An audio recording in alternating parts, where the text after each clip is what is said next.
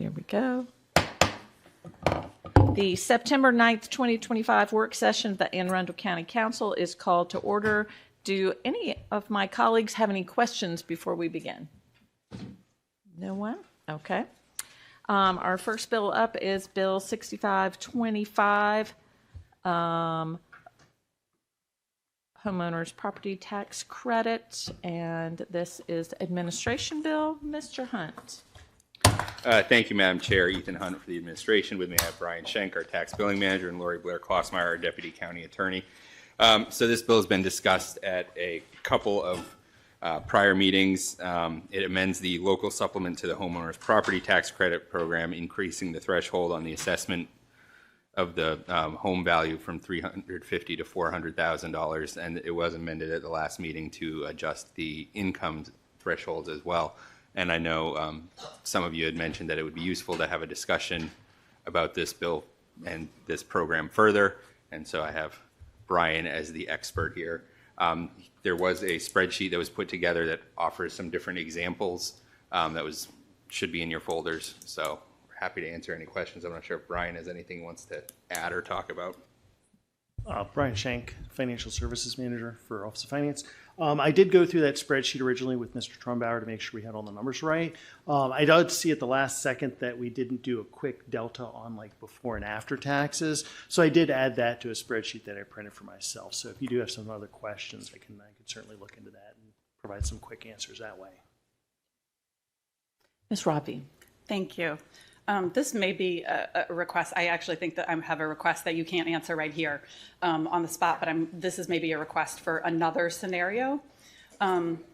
So I had been under the impression that the upper threshold for the income couldn't be raised above $60,000 under state law, but now understand that that's not accurate, that we can actually go above $60,000.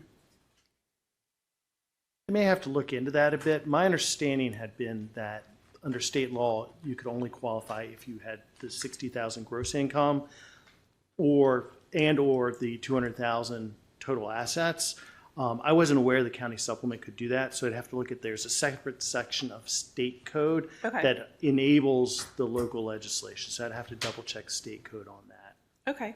And maybe I see Ms. Blair Klossmeyer here, so maybe, Office of Law can participate in that.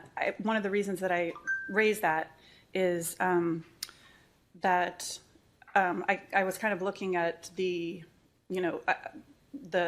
area median income and where 60,000 fell as the area median income back in 2007, because that upper threshold hasn't changed since 2007. And going back and looking at like historical data, 2007, 60,000 a year was pretty much right on level with area median income. So like 100% for a family of two. Now the area median income for using the HUD, the HUD, Baltimore, I forget, it's like Baltimore, Towson, and Howard, which is the one that Anne Arundel is under. The area median income is just above 100,000. So a 60,000 threshold would put us at only about 60% of the area median income. And if we are able to change that, I'm not suggesting we try and go all the way up to 100,000 for that income threshold, but I do think it's worth adjusting. If in 2007 the intent was to capture everyone who was at 100% of the area median income and below. If we're now only at 60% and below, that's a pretty dramatic change. And I would think that we would want to at least take some steps to move towards, what the original intent of the bill was. If they, I'm assuming they set it at that, at that bar intentionally, if that makes sense. So I guess what I will be asking is definitely first the question, can we adjust that? And if we can,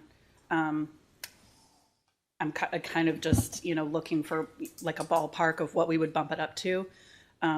Maybe, I don't know, 65 or 70,000 to at least get us moving closer to, what the original credit was intended to capture back in 2007. And I'm curious what my colleagues think of this. Ms. Pickard? Well, I had a different question, but a property tax credit for a family that's at the average median income, that wouldn't, in my mind, be who we were targeting. In my mind, we would be targeting, this tax credit is meant to be targeting low-income folks who are looking to maintain their home, not people, that would be almost everybody. We'd be giving a It would property. it'd be the median. I mean, so half of the people above it would not qualify, or the people, basically to be about half the county. And I'm not suggesting that we necessarily need to go to that, but I do think it's important to at least discuss if, the area median income was 60,000 in 2007, at least at that time, they were capturing about half of the people in the county, everyone above 60,000 in that, using that metric, would not qualify. Everyone below that 60,000 would qualify. So, I think it's fair to say we may decide that we don't want to capture that many people, but maybe at least have a discussion about, is capturing only folks at the 60% level what we intend to do? Is that really, do we need to capture more folks, I guess is what I'm saying, if that makes sense. Sure. If I might, I'll just proceed with my question that I had. In looking at the chart that we have in front of us, using the cute names, Lex Luthor only seems unless I'm reading this wrong, only qualifies for the state credit. So the person, Clark Kent below him and Lois above, doesn't qualify for the state? I'm not understanding that. That's correct. The way the state credit component works is based on how the calculations are done. They essentially hit probably about $25,000 gross income, and by that point in time, the state credit is completely phased out on how it calculates because it's kind of regressive in that respect. You start with total taxes on the property, and then you start slicing off components of it based off how the state does their calculation. And this, the way the math works out about that $20,000, $25,000 gross income, there's just no credit left to kind of reduce their total tax liability. That's where the county supplement kind of comes in. The county supplement, because of the higher thresholds involved on how the calculation is done, it'll actually apply to the credit. Mostly because the state caps theirs at $300,000 total assessable, total taxable assessment, whereas the county does $350,000 currently. So it's how the math works out on those. So why doesn't Clark Kent qualify for the state credit?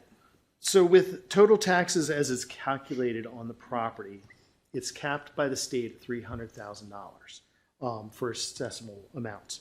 Then the way that the credit works is you look at their income and you'll say up to a certain threshold, they get 100% of the credit. That is total. The credit is essentially 100% of the county state taxes and county taxes. Once they start hitting higher and higher income thresholds, you start reducing that credit by that amount. And that's why when he hits about $35,000 in income, there's no taxable credit left because their income is the above income, not the home. I see. That's correct, His income yeah. is the income is higher. I'm sorry. I'm not. I just assumed it was sort of I'm not reading this well. Okay. Yeah, under the Okay. income, yeah. So the state had when the state designed this tax credit, it was for a very specific threshold of people or categorized. I mean, okay, never mind. Okay, it's because it's really that lowest of the low income that the state is looking to maximize this credit for. That would be an accurate statement based on the data we have available to us. And I understand that. I mean, it gets more and more expensive if you're at that to maintain a home and to pay property taxes when the home value is accelerating, due to all the market reasons we have today, but your income is fixed, and there's not really an ability to increase that income. So that was the target market to keep people in their homes as they age in place. To the best of our understanding, yeah. I mean, that really is something the state designed, and it would be really them that would have to address it. But that Sure. seems to be how the data suggests what they've done. Okay, thank you. Ms. Ledbetter? Thank you, Madam Chair. I just want to make sure that I'm reading the chart that you all provided, and I really appreciate the work that went into that and getting it to us ahead of time. The very last column, it says tax increase presumer. That is the presumed tax increase on the rest of the tax base, correct? Essentially, that's actually the amount of taxes in gross their taxes would increase by. The Okay. way that it works out is depending upon how the allocation is done of the final amended bill, whatever is passed, it's about 2 cents per $1,000 of assessment. So you hit 100,000, it'll be about $2 in terms of how much their taxes are increased by. So what we did was we went through and looked at the county assessment and then basically did the math to say how much would their taxes go up by based off that assessment. So for Clark Kent, based on a $180,000 assessment on county taxes, it's about almost $4, and then you progressively go through that schedule that way. And just to be clear, is that per year, per month, that almost $4 that you just That would be mentioned? about per year. Per year, okay. Thank you. Mr. Smith? Thank you, Madam Chair. Just a couple points, and for Ms. Ravi, and I certainly understand the path you're going down, which I'm a supporter of. There are in my mind, two main elements that are triggers that are happening here. One is the value of the house that is either raised or lowered based off this legislation. The state has its cap, obviously, but we can choose to exceed that cap. Because the one word that always jumps out at me when it comes to taxes is burden, right? And so in 2007, when we were placing this burden on taxpayers, that income that was allotted or selected at that time had more reach, is probably the better word, in 2007 than it does today. And so the reason I'm even supportive of the expansion of this is because what 60,000 was, in 2007 is certainly not the case in 2025. And so the burden on those homeowners who have a salary in that ballpark range, teachers, police, fire, trades folks, they're all in that ballpark. And so they're the ones, in my mind, most likely to benefit from this because the price point at which the house is situated, I think it's what did we say, 400 on the house? What did we say on the house? That is correct. So it triggers at that point, and most houses that are under 400 here in this county that are purchased, we've got roughly 100, I don't know what the inventory is, but it's certainly in the hundreds, probably 140,000 units here in this county and somewhere in that ballpark. But the key piece is how do we impact how does our policies impact citizens and workers who live here in the county so that they have less of a burden because of the economy and how and inflation and how that has impacted their salaries and their income to be able to have the quality of life that they've enjoyed in the past that they don't today. And so the reason I'm a fan of the expansion of it is because it allows us, the county, to do more, not the state necessarily, but certainly the county, to do more to relieve that burden. And so while someone who used to get a total credit of 274 under the current law might get 1,200 under this law, that 1,200 can actually go to help either reduce to help pay another month's worth of mortgage or quite frankly bills that exist there. And so I'm a fan of the expansion because I think it really does impact the target audience that need it the most when it comes to how we distribute burden here in Anne Arundel County. So I just want to say that. Ms. Fiedler? Thank you. I'm going to ask another question on the tax increase presumed column. Is that based off of the center column 6525 as amended or 6525 as amended with the 350,000 K assessment? It's the bill that currently stands as amended. Okay. Is it possible, I don't know if this continues on to the sheet, is it possible to get the tax increase presumed with that 350,000 assessment so we can compare, or is there no real difference? There's not a significant difference. We did the math on that with the 350. I think it changes the total amount by maybe about $100,000 versus what we had originally projected on the bill as it currently stands. So if you get into the math a little bit, it's the difference between, say, $2 per 100,000 versus, say, $1.90 per 200,000. So it's not a significant difference. Okay, thank you. Ms. Rappian. Thank you. I'm just curious, and again, this is a question you might not know off the top of your head, but it's one that I'm hoping to find the answer to. If the state threshold has changed since 2007, or do you know if it's been at that 60,000 level? You know, I'm assuming the state isn't being deliberate in sort of allowing the devaluing of this credit. I'm guessing that they're probably in the same situation we are. We just haven't updated it in 20 years because we're always working on a million things. I'd have to look into that, if only because I'm not sure. I know there's legislation that if it gets through, floated each legislative cycle that looks at changes to the state, but I don't know when that 60 or 200,000 was, or even those income brackets were kind of set up. Okay, thank you. Ms. Ledbetter. Oh, that, Okay. All right. Madam Chair? Yes. I just wanted to raise one last point. If we are able to adjust the income level, I think it might be more valuable to adjust that income level rather than the cap for the assessed value, because then you capture more people. You may not capture them at the credit might not be as large, but you'd capture more people and help more people in need. So I just wanted to let my colleagues know that I'm kind of considering going down that path, if that is a path that's available to us. And I would love any feedback on that. Ms. Fiedler. Thank you, Madam Chair. Last question. Barry Allen and Harleen at the bottom here of the chart.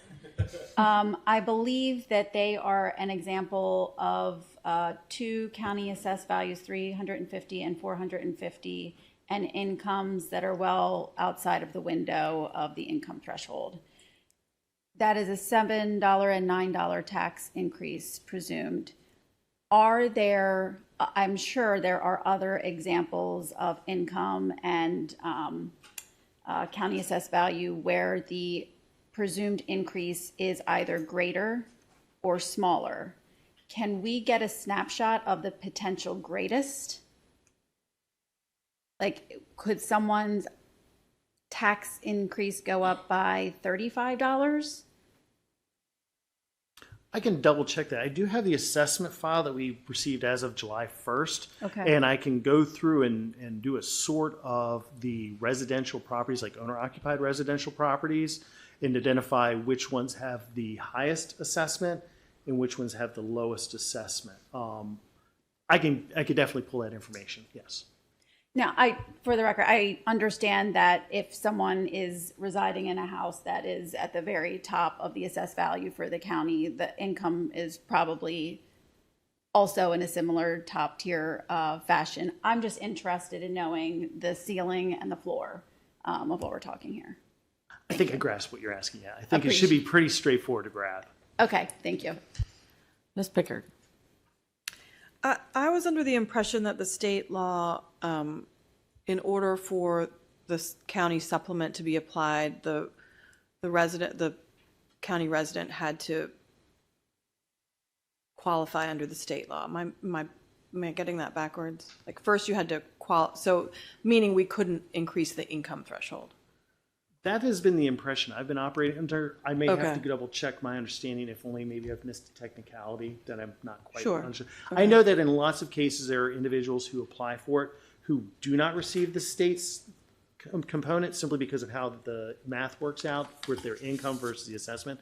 And there are plenty of people who then receive the county supplement as a result of that. But my underlying presumption had been you have to be able to qualify for the state credit at all to get it. So you have to meet that 60,000 and then 200,000 gross assets. Right, okay. I just remember that being the way the bill was presented. I mean, at some point, this council has to, we have to make, a fiscally responsible decision as well, while also wanting to alleviate some burden on our most vulnerable. homeowners out there. So it's a policy choice, right?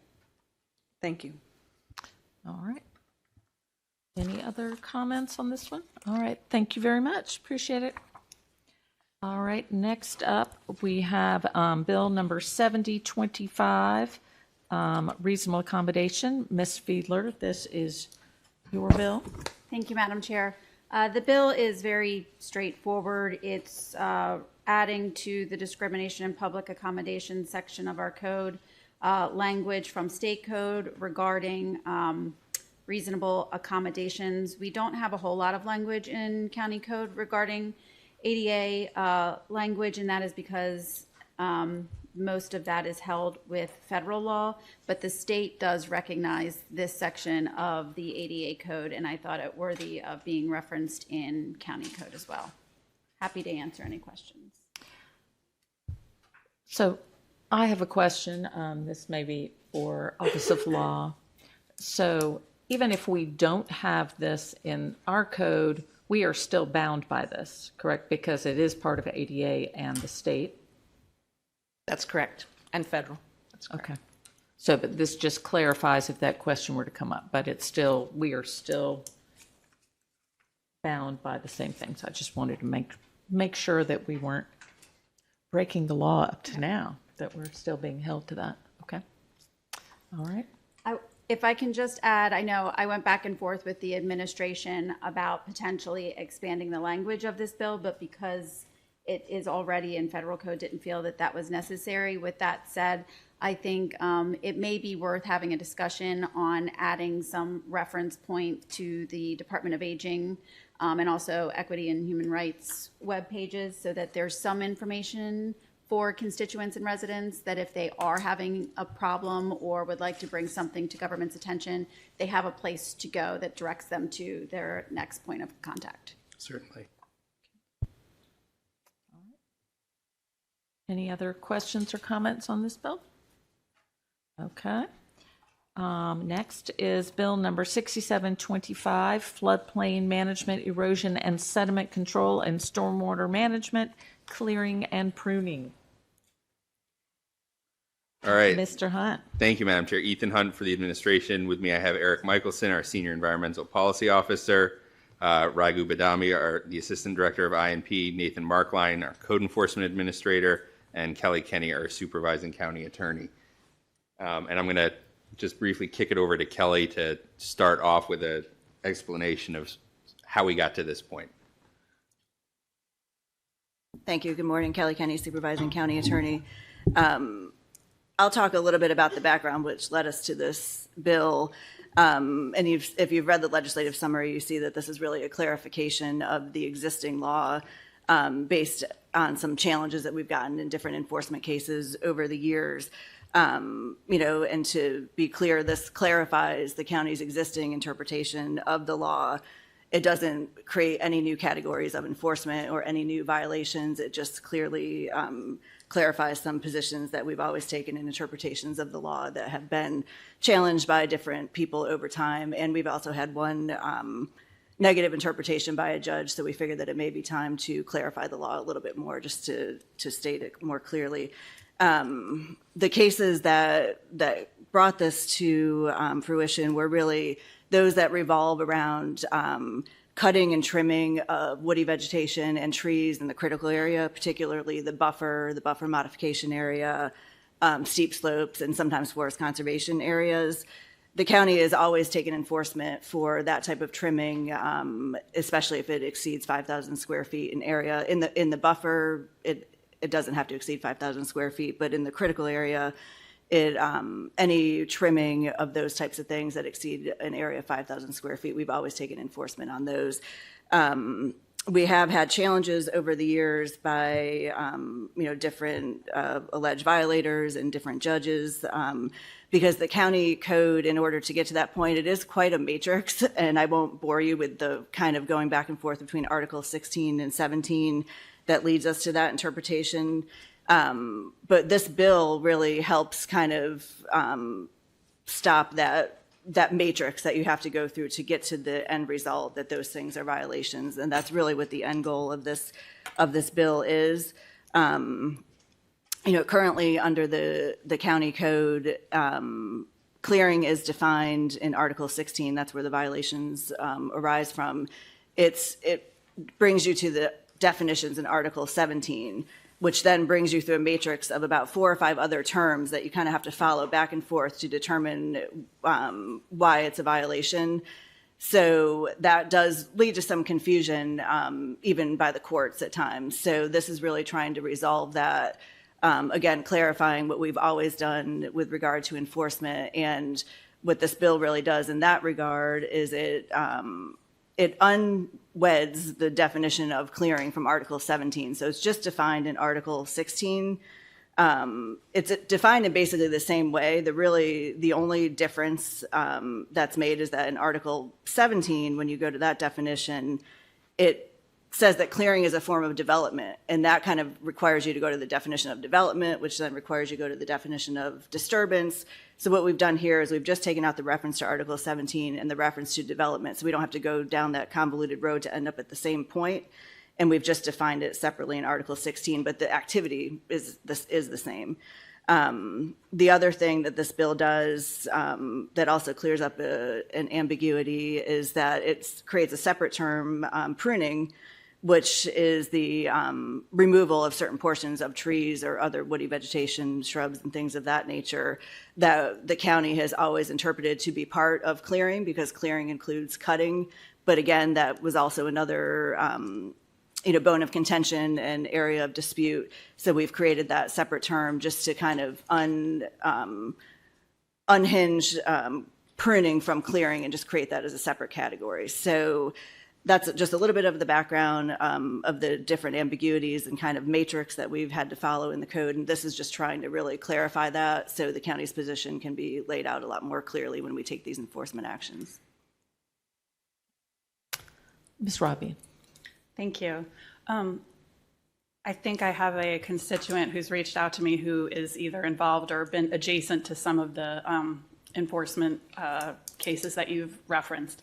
And so I'm really just trying to get to an understanding of, is the main, I mean, it sounds like there's multiple practices that you're trying to limit or at least regulate.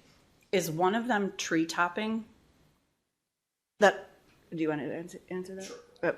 Kelly County Supervising County Attorney. That is one of them. That is not an acceptable tree pruning practice. So that really has never been allowed under the code, and that still would not be allowed today under this rewrite.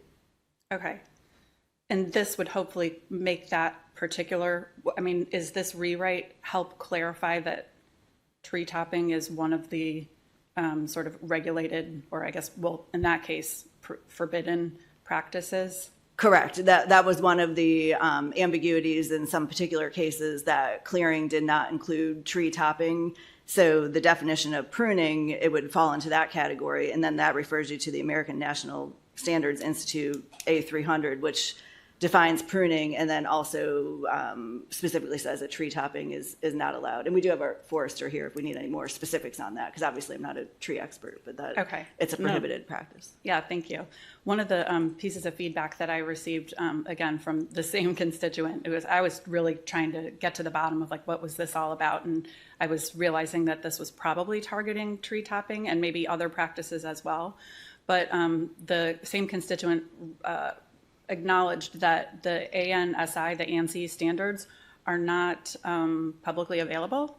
And so he had a concern in two regards. One, that the standards that someone would need to meet are not, so if it's referencing a standard to ANSI and those documents aren't publicly available, then that makes it difficult for a constituent to understand exactly what they're allowed to do and what they're not allowed to do.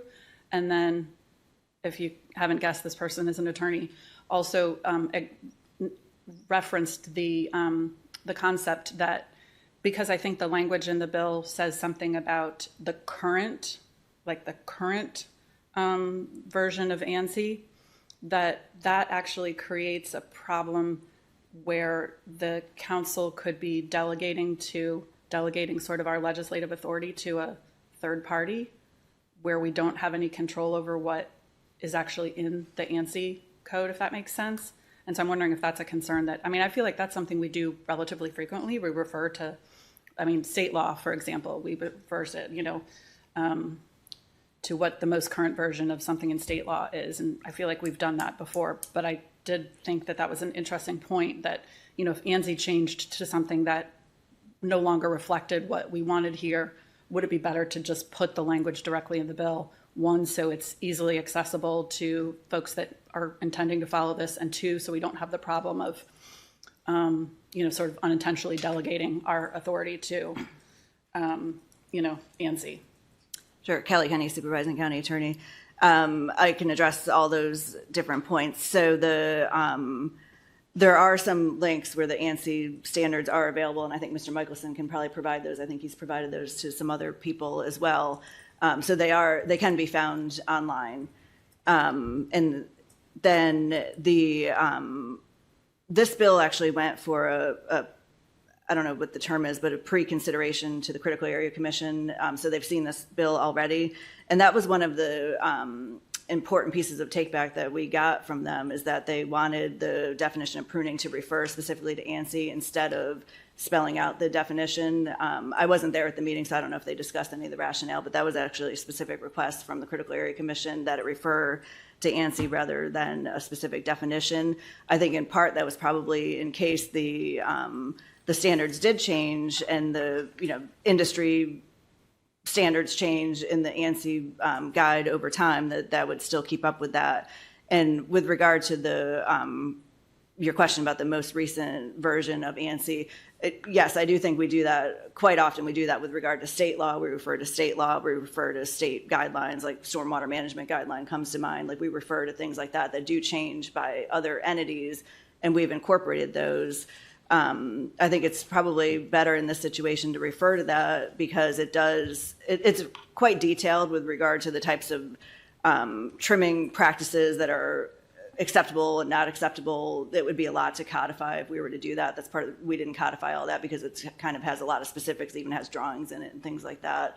But it could be a situation if in some point in time, if their standards change so dramatically that the council wasn't on board with that, we could always revisit that and not refer to that most recent version if that ever became necessary.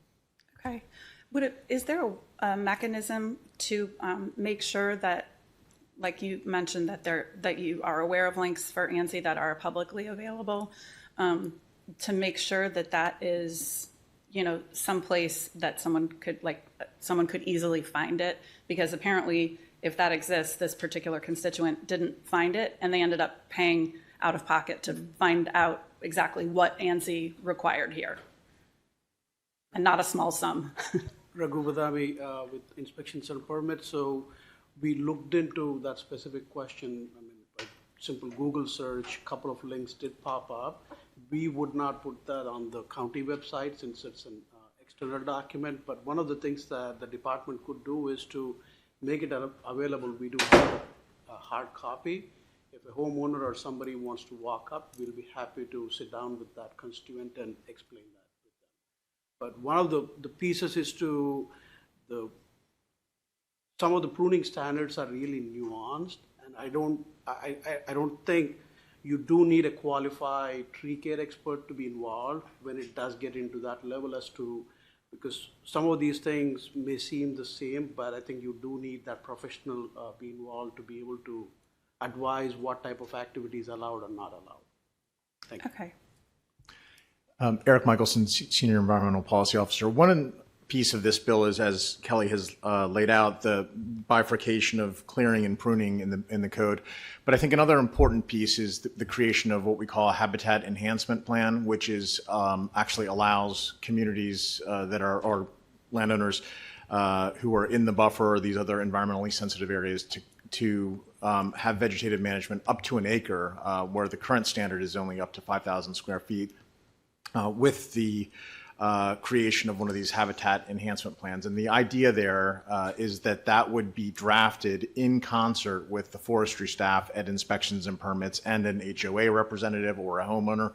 And essentially these questions about sort of the nuance of tree trimming and whatnot could be taken up at that point. So the idea here was to clearly outline the county's ability to enforce these vegetative regulations, but then also to be more permissive in terms of allowing community associations or landowners who have these waterfront properties that they're managing to manage a bigger area with less bureaucratic sort of hurdles to do so, but again, in concert as part of a conversation with IMP forestry staff to develop a plan that everybody's agreed to.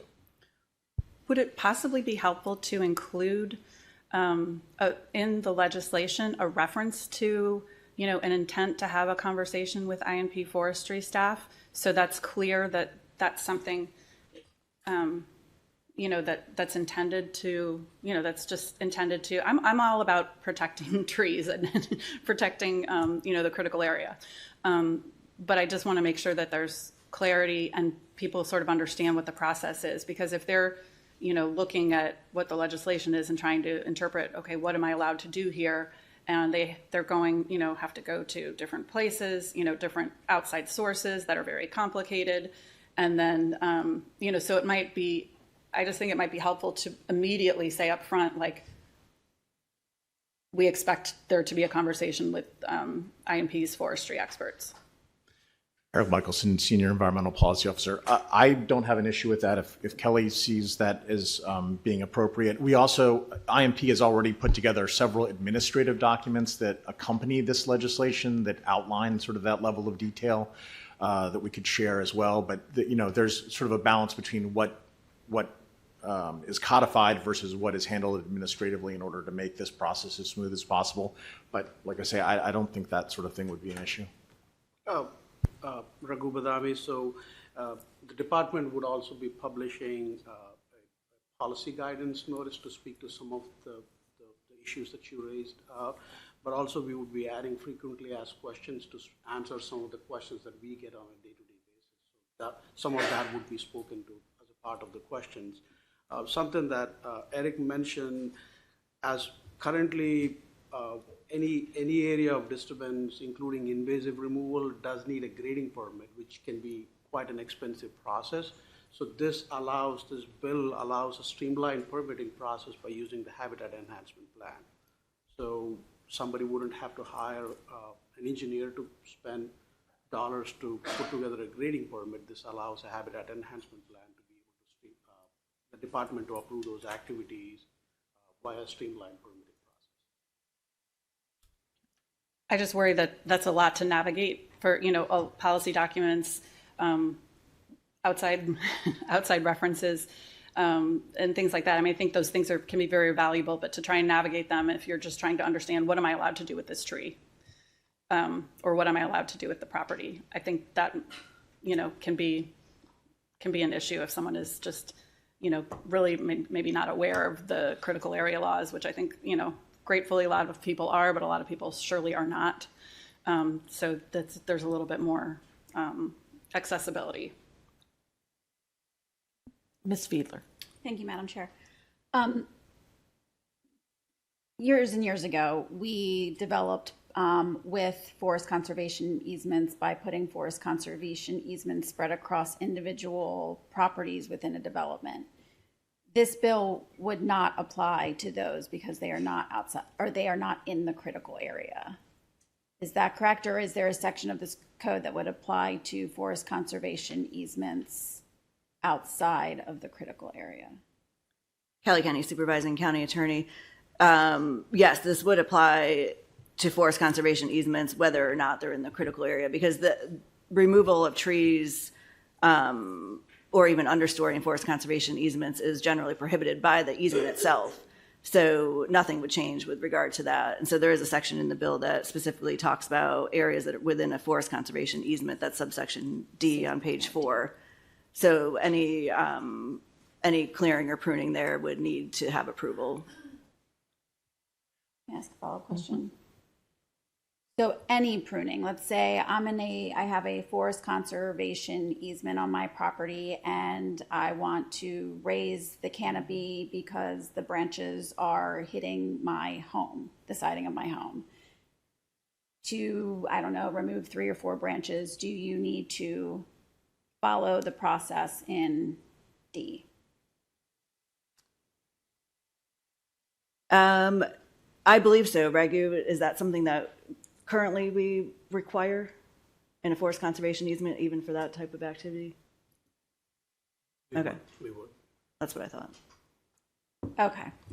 So what, Raghu Badami, one of the things that we are working internally to put together a forest management plan to be able to allow those type of management activities without having to, as long as they're under the umbrella of the management plan, to get those activities.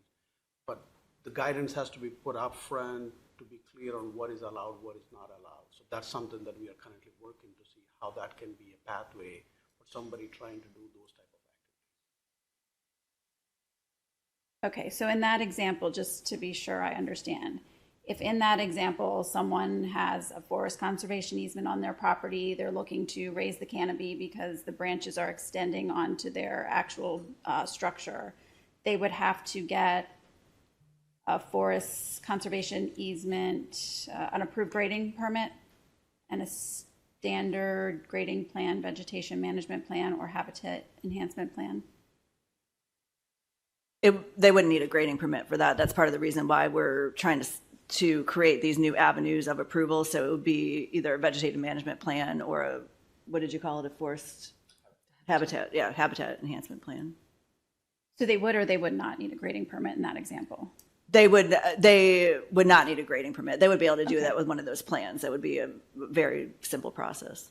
Okay, and is there a cost associated with either of those plans? I know there is with a grading permit, but I don't know if the habitat management or. Yes, in the bill, on page 250. 5, yeah, so that if they did a habitat enhancement plan, it'd be $250, or they may be able to do it with the vegetation management plan, that's $75.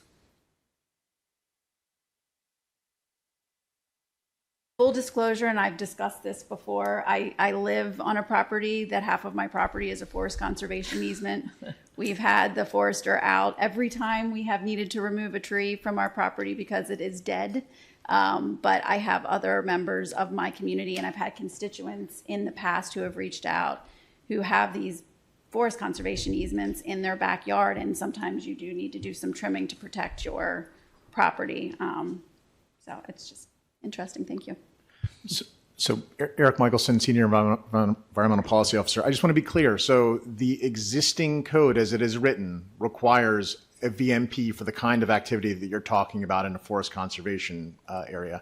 It would require a grading permit if you go above 5,000 square feet. This bill would retain the requirement for a vegetative management plan for the under 5,000 square feet, but would allow for the habitat enhancement plan if you had a more expansive vegetative activity instead of the grading permit. So with this bill, you may think that the existing code is more restrictive than it needs to be, but this bill actually loosens the code in terms of more expansive vegetative management activities in those areas. Thank you. I appreciate that. You know, I think when you have a property that's in the critical area, most people understand that there are a ton of regulations and requirements.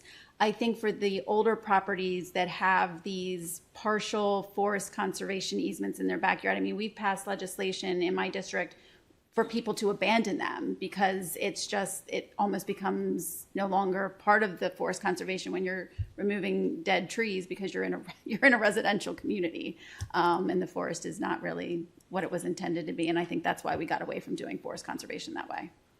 Thank you. Ms. Ledbetter. Thank you, Madam Chair. Just to be clear, this bill only applies to those forest conservation areas and the critical area. Or is there additional areas?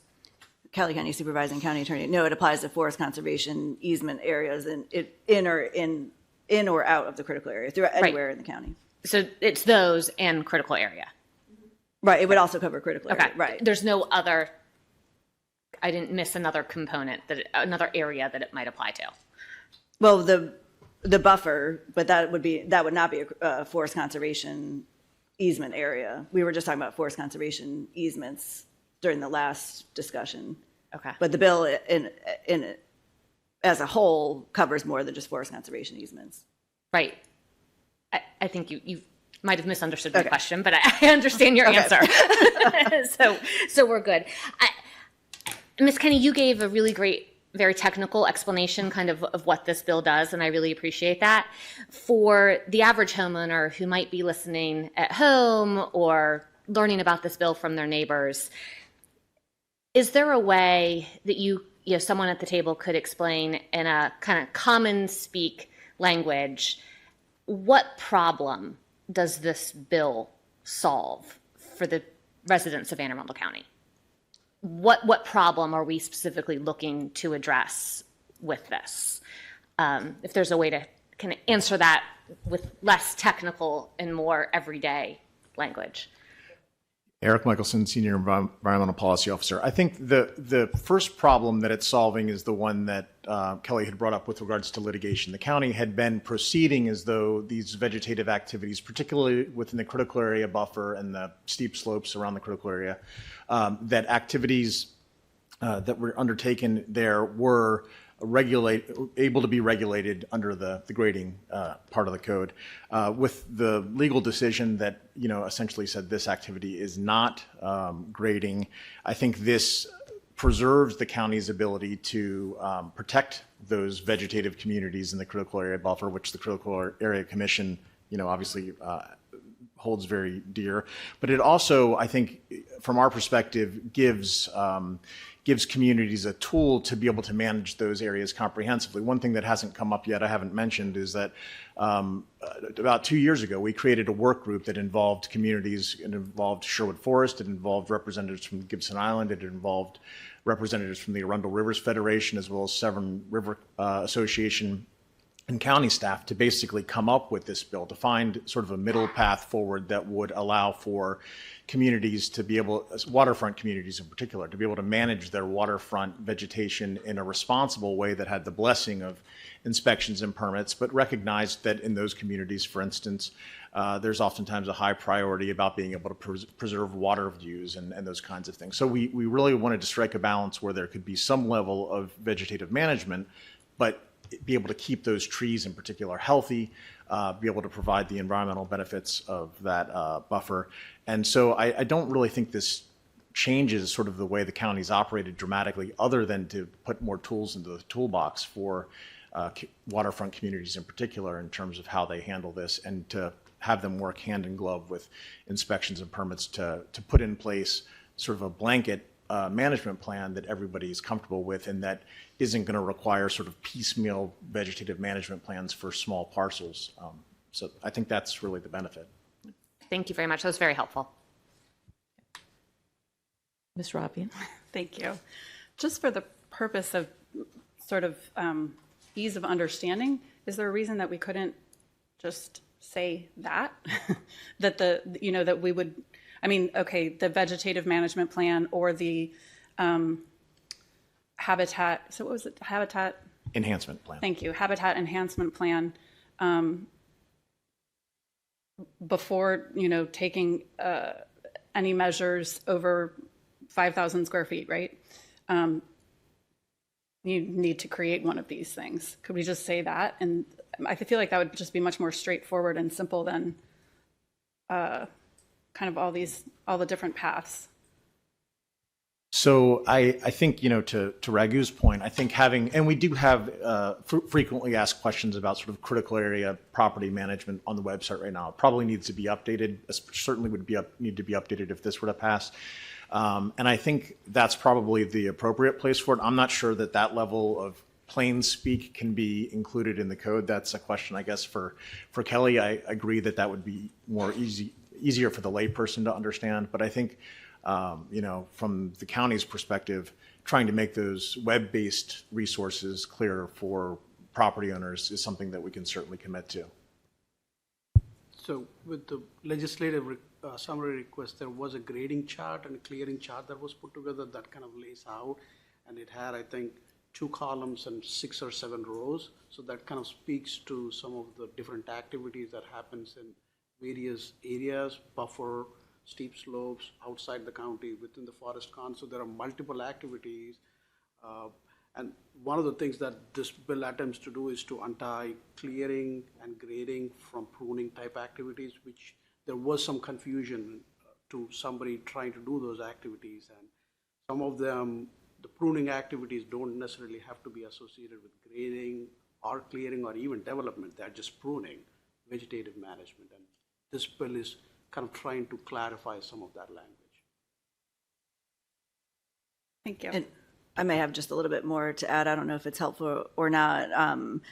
Because the bill, and maybe it's not as clear to a layperson, but that is in some ways what the bill does on page 4, because it states what a person may not do without approval. So it does kind of lay out that the things that they need approval for. It says a person may not prune shrubs, woody vegetation, or trees, over a certain area, in a certain area without approval. So it does kind of lay that out. It is, probably not as clear as, some people are, but that is how the code is written with regard to these types of things that need approvals. That's how the grading permit section is written. It kind of says what the person may not do unless they have the approval.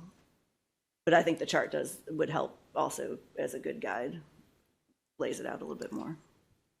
I guess that would go back to my original concern about the definition of pruning. If you're saying, these are the things you cannot do without, assistance or a plan that you've developed with INP, but the definition of what those things are is difficult to find, long, has lots of different pieces, lots of different forks in the road.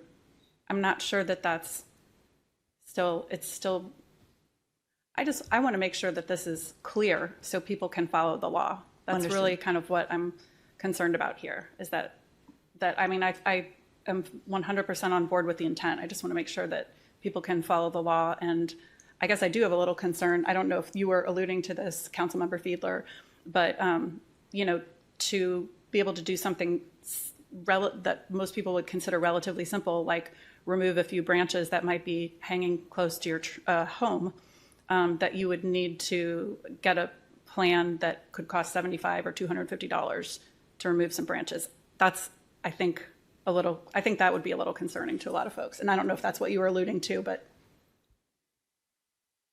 That's exactly actually what I was alluding to. I think of the constituent who came and reached out to me and we passed legislation for them to abandon. And it was because it was getting so expensive year over year to do simple things. And they were doing it the right way. Speaking personally, we've been in our home for almost 10 years now, and the previous owner had raised the canopy because of that very situation. The trees do start to encroach on the actual residential structure. Not there yet, but we will follow the law as we have before because we have a conservation easement in our backyard and we knew it buying the home. But it does add up over time because it is not inexpensive to remove a few branches, to go through, a management plan and $250 whenever you need to do that. I don't know that everybody knows first how to find that information and what they need to do something relatively simple, or that it is necessary for those very small pruning jobs. Madam Chair. Ms. Pickert. So I am familiar with vegetation management plans, but it's my understanding that a homeowner puts together a vegetation or now a habitat enhancement plan one time, and then they manage their property off of that plan? Or do they come back every 6 months or every spring or fall when they need to do a little pruning? So as a part of the initial vegetative management plan or habitat enhancement plan, there would be recognition given to the annual maintenance, seasonal maintenance. So to that point, there is no renewal fee that the department wants to charge. It would be a one-time application fee. Right now, none of these activities we charge any fee currently on the books. So this would at least attempt to cover some of those, recoup some of those staff hours that get put in. But that's a fair point. So if the nosy neighbor is looking over your fence and concerned that you've gotten out your pruning shears, you can say, I have a recorded vegetation management plan that I'm following. Thank you very much, and go about your business. Okay. There we go. Can I ask Kelly a question real quickly? Certainly. Certainly. Kelly, in the proposed code, there is an allowance for activity under 2,500 square feet in terms of pruning, and I think we had put that in there as a result of recognizing this sort of like de minimis type activity. Does that get to the point that Councilwoman Fiedler is bringing up? Kelly County Supervising County Attorney, you're talking about subsection E? Yes. Okay. That applies in the steep slopes in the critical area, so that that would apply.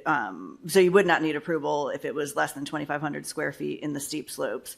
There's not a similar exemption for the forest conservation easement at this time, but that may be something to consider. Perhaps that doing could an be something amendment that we for. could discuss that would clean up this sort of legacy issue that exists now and that might be satisfactory. I appreciate that. I mean, I'm the living example here this morning, but there are many communities that were developed this way. And if there is a neighbor and they have a neighbor who had no idea they were doing something wrong that was so minimal, I don't want to create a challenge for them. And then it's work for the department to follow up on the complaint. So. Okay. All right. Any other questions, comments? All right. Thank you all very much. All right. Our next bill is an ordinance concerning zoning for animal rescue. And Mr. Hunt? Thank you, Madam Chair. Excuse me, Ethan Hunt for the administration. Joining me at the table, I have Claudia Roll, our Director of Animal Services, Lynn Miller, our Assistant Planning and Zoning Officer, and Kelly Kenny, our Supervising County Attorney. So this legislation was introduced at the request of the administration to add a new use to Article 18 for an animal rescue operation and allow it as a conditional use in certain zoning districts. Department of Animal Services was also consulted on this legislation, feels that there is a need for the animal rescue services in the county. Bill does a number of things, including defining animal rescue, setting certain conditions on animal rescue operations. We do have a number of amendments that we'll be bringing at the next meeting that came about as a result of the suggestions of the Animal Welfare Council. I'm happy to run through those if you'd like. I did email them, and they may be in your folder, but just very briefly, one is adding a licensing requirement to be issued by Department of Animal Services, and that would include a requirement for a satisfactory inspection prior to the issuance of the license. On that, as part of that application, we would also include a statement that the applicant has never been convicted of a felony or misdemeanor, or pled guilty, or gotten a PBJ for animal cruelty or related crimes such as that. We would also add a requirement that the animal rescue operation be a registered 501c3 in the state of Maryland. We would add an allowance for a 6-month phase-in for existing animal rescue operations for getting licensed. We would add setback requirements, requiring that buildings and enclosures for housing or sheltering of animals shall be at least 75 feet from any residentially zoned property. And that animals may not be housed within that setback, and also require that rescues that house or shelter dogs have to be at least 100 feet from residentially zoned property, just because of the noise. We would also have a requirement that animals be spayed or neutered prior to adoption unless a veterinarian determined that they could not be medically cleared for anesthesia. We would increase the allowable limit on the number of cats that a rescue operation could have from 30 to 50. We're also looking at how to have some sort of provision to minimize the impact on existing animal rescue operations, as well as amending the use charts to allow conditional uses in the R2, R5, and C3 districts, and also require that rescues in the C3 districts only house or shelter cats or other small animals. Happy to answer any questions, but those came about as the result of discussions with the Animal Welfare Council and some constituents. All right, first question is, why are we raising it? Why are you suggesting raising from 30 to 50? Because 50 is a lot of cats. Lynn Miller, Planning and Zoning. That came about per some discussions with a particular constituent who is interested in operating a cat, specifically for cat rescue shelter. And so based on discussions with them and with Ms. Roll, who's here at the table, we were comfortable with increasing the number? Ms. Roll. Claudia Roll, Director at Animal Services. With some of the other amendments, the amendment to create a license that includes an inspection, the 501c3, I feel like there's some guardrails that an organization, we could raise that for organizations who are prepared to really do it right. I'll share that the main concern that I raised from this is that we don't want to get into animal hoarding situations to have that. And when I hear 50 cats, I start to think that we are there and making sure that there are the guardrails in place so that we are having a true rescue that's hopefully trying to find homes for things and not just adding more cats. Exactly. I think we were thinking along the same lines there when we first started out. So, okay. Ms. Fiedler. Thank you, Madam Chair. Along that same train of thought, are there industry standards for the amount of space that a caged feline should have? I mean, I would think that if you can have up to 50 cats, you would need a certain size space at minimum. with the Claudia Roll Animal Services, yes, there are industry standards that we would pull from when we develop our guidelines for the inspection and a checklist. Okay. Some rescues may use cages, some may use some free roaming rooms, a combination. Mm-hmm. So yes, we can develop really good guidelines. Okay, thank you. Mm-hmm. So do we currently have some rescues that are operating right now without a license? How are they treated currently under zoning?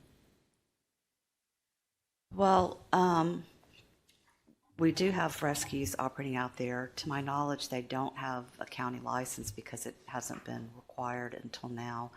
And it's difficult for us to prepare an inventory, which is part of the reason that we think this legislation is going to be very helpful, not only to the county, but to us.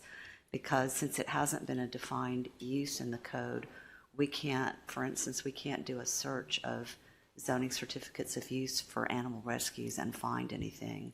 There probably are some out there that may have managed to get a certificate of use in the past under some other use category, maybe as a nonprofit service organization or something like that. But that's not really, it really, we believe, warrants having its own use category so that we can issue zoning certificates of use specifically for these rescues, and we can ensure that they're meeting the licensing requirements, et cetera. So I guess that's a long answer to your question. I don't know if I can tell you exactly how many are out there and what kind of approvals, if any, they have from OPZ. And falling under that, we do have a commercial kennel license. There possibly could be some commercial kennels that are also providing some rescue at the same time. How do you see that might fall under? Or would we be looking at some of these commercial kennels flipping over to being animal rescue? Do we know? I don't know. I don't know how many would flip over. There may be some kennels that also have some level of sheltering component in their businesses now. I think we need to look into that. But we also thought that they needed, because they will often operate as two distinctly different uses, they would best be defined and treated differently in the code. Sure. Ms. Ledbetter. Thank you, Madam Chair. Two separate questions. One is follow-up to Ms. Hummer's question about the existing rescues that may exist. Has there any, would they be grandfathered, or would they be required to then comply with this? Kelly Kenny, Supervising County Attorney. I think the intent right now is that they would be required to comply with the current code, because it's hard to grandfather a use, like Ms. Miller was saying, that doesn't really exist under the code. So it would be kind of difficult to grandfather it when it's a use that's not really in the code right now. Makes sense. And then completely separate question.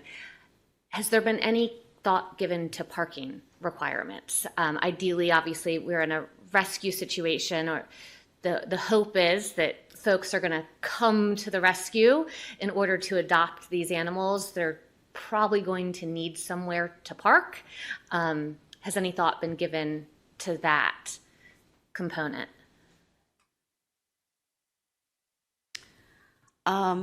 No, I can't say that we have discussed that specifically, so I can look at the parking requirements in the code now and see what this use would best fall under, and if it doesn't seem to be applicable to any of the parking requirements that are in the code now, we could create another category.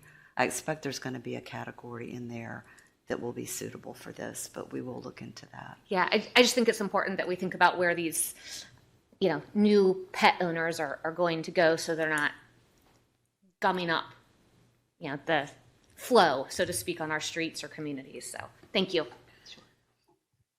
Madam Chair. Yes, ma'am. So in Council District 2, there is a operating senior dog sanctuary rescue that does not meet the requirements of this bill. We're going to need to make sure that any amendments to this bill bring it into compliance, because they can't be a non-conforming use. They have a state bond ready to invest in their facility, and we know how banks don't like non-conforming use. Do these amendments address that? Or it's been in operation 10 years. It is licensed as it has a fancier's license, and it gets inspected every year. So it's adopted out 900 dogs in the last 10 years. And I know that they are an active partner with Animal Care and Control. Lynn Miller, Planning and Zoning. Ms. Pickard, to our knowledge, the bill together with the amendments that we plan to introduce would work for that particular use. We may need to get some more specific details from them, but my understanding is it's located in an R5 zone. One of the amendments would allow the use conditionally in R5. And based on some information we got off their website, the number of dogs that they have would meet the limits in the bill now, which refer back to 184104 in terms of how many animals you can keep at one time on the property. They seem to be within that limit based on the information on their website. The other, they would need to come in and get the license, the new license requirement, and their setback requirements we can look at, but just based on a quick look on GeoCortex, it seems like the property would meet those setback limitations. And then the requirements specific to the commercial zones wouldn't apply because it's not in a commercial zone. So based on the information we have right now, we think that it would be able to comply with this legislation if it gets the license. Okay, that's not as reassuring as I was hoping for. So I do believe if the setback is from the residential structure, it probably meets the setback, but it doesn't probably meet the setback to the lot line. So these are those little details that they're fine with their neighbors right now. There's no problem. There's not been a problem in that community, but as soon as someone buys a home 3 doors down and they don't like dogs or they have a fear of dogs, now we're in a potential violation, and that's not cool. So I would really like a little stronger reassurance that this operating animal rescue is not going to get caught up in this. If we could do that, that would be great. Sure. I have a question about primarily in the code and in the state code, we talk about, they say animal shelter, and we're calling this an animal rescue. Have we defined what the difference is between a shelter and a rescue?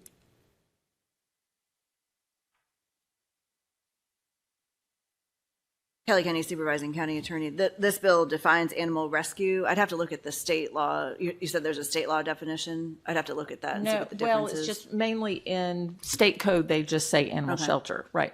I'm not sure if there's a difference between the two, but I can take a look at that and see if there's any difference that would matter. I think there was one, excuse me, there was an issue about overnight staffing and things like that define this. I mean, do we have overnight staffing at Animal Care and Control? No, we do not. We have an officer on call, but they are not stationed at the shelter overnight. So there's definitely some parts of this bill that I want to make sure that the senior dog sanctuary is not caught up in and then in violation. Thank you.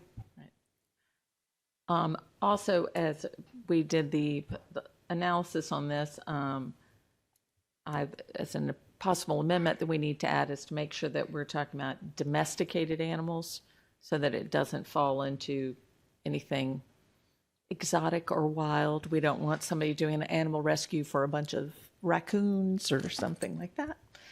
To follow that as a different type of animal rescue, I think, that we need to look into. So I think there's some other things that maybe I'll be bringing up with that to have there. And I do want to take this opportunity to say almost 2 years ago, we were dealing with the definitions of dangerous dogs, and we were supposed to revisit that, and we have not yet. So, Mr. Hunt, just put that on your plate, that is something that we were told would be coming back to us, and has not yet. So that should be our next animal bill that is coming forward. Are there any other questions or comments about animal rescue today? All right. I know y'all have some amendments. I think we will too. And I think it sounds like Ms. Pickard is going to be making sure that her senior dogs will be accurately captured under this. So, all right. Thank you very much. There's no further questions. All right. Next up is Bill number 7125, which is public campaign financing. And this is my bill. So, as we realized during this year's budget time, we discovered that our public financing bill that we put forth did not allow for adding additional funds if needed during a cycle, if there were more candidates who had qualified and certified to receive public financing. So this bill seeks to clarify and implement a way that the controller would notify the county executive if there was not enough funding before in the fiscal year of the year before a primary, and that we would have the opportunity. Another major addition that is this is that now offers to an audit requirement of all campaign accounts that use public campaign financing after an election. I have had extensive talks with the Public Campaign Financing Commission. We've met several times and gone through and with their suggestions and things through, and also had meetings with the administration.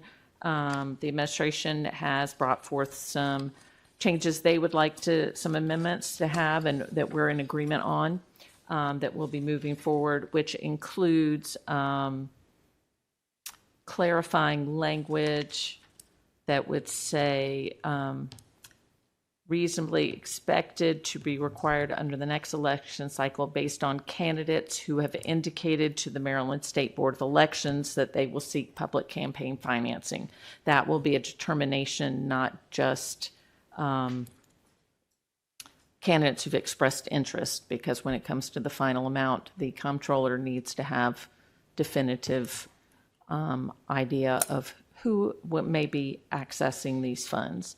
So that will be one amendment that we will put forth. Do I have any questions or comments from my colleagues? Ms. Rodvian. Thank you.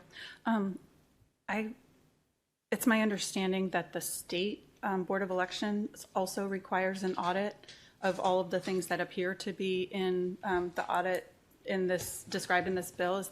Would you be amenable to an amendment basically asking for a copy of the state's audit so the person didn't have to go through the audit process twice?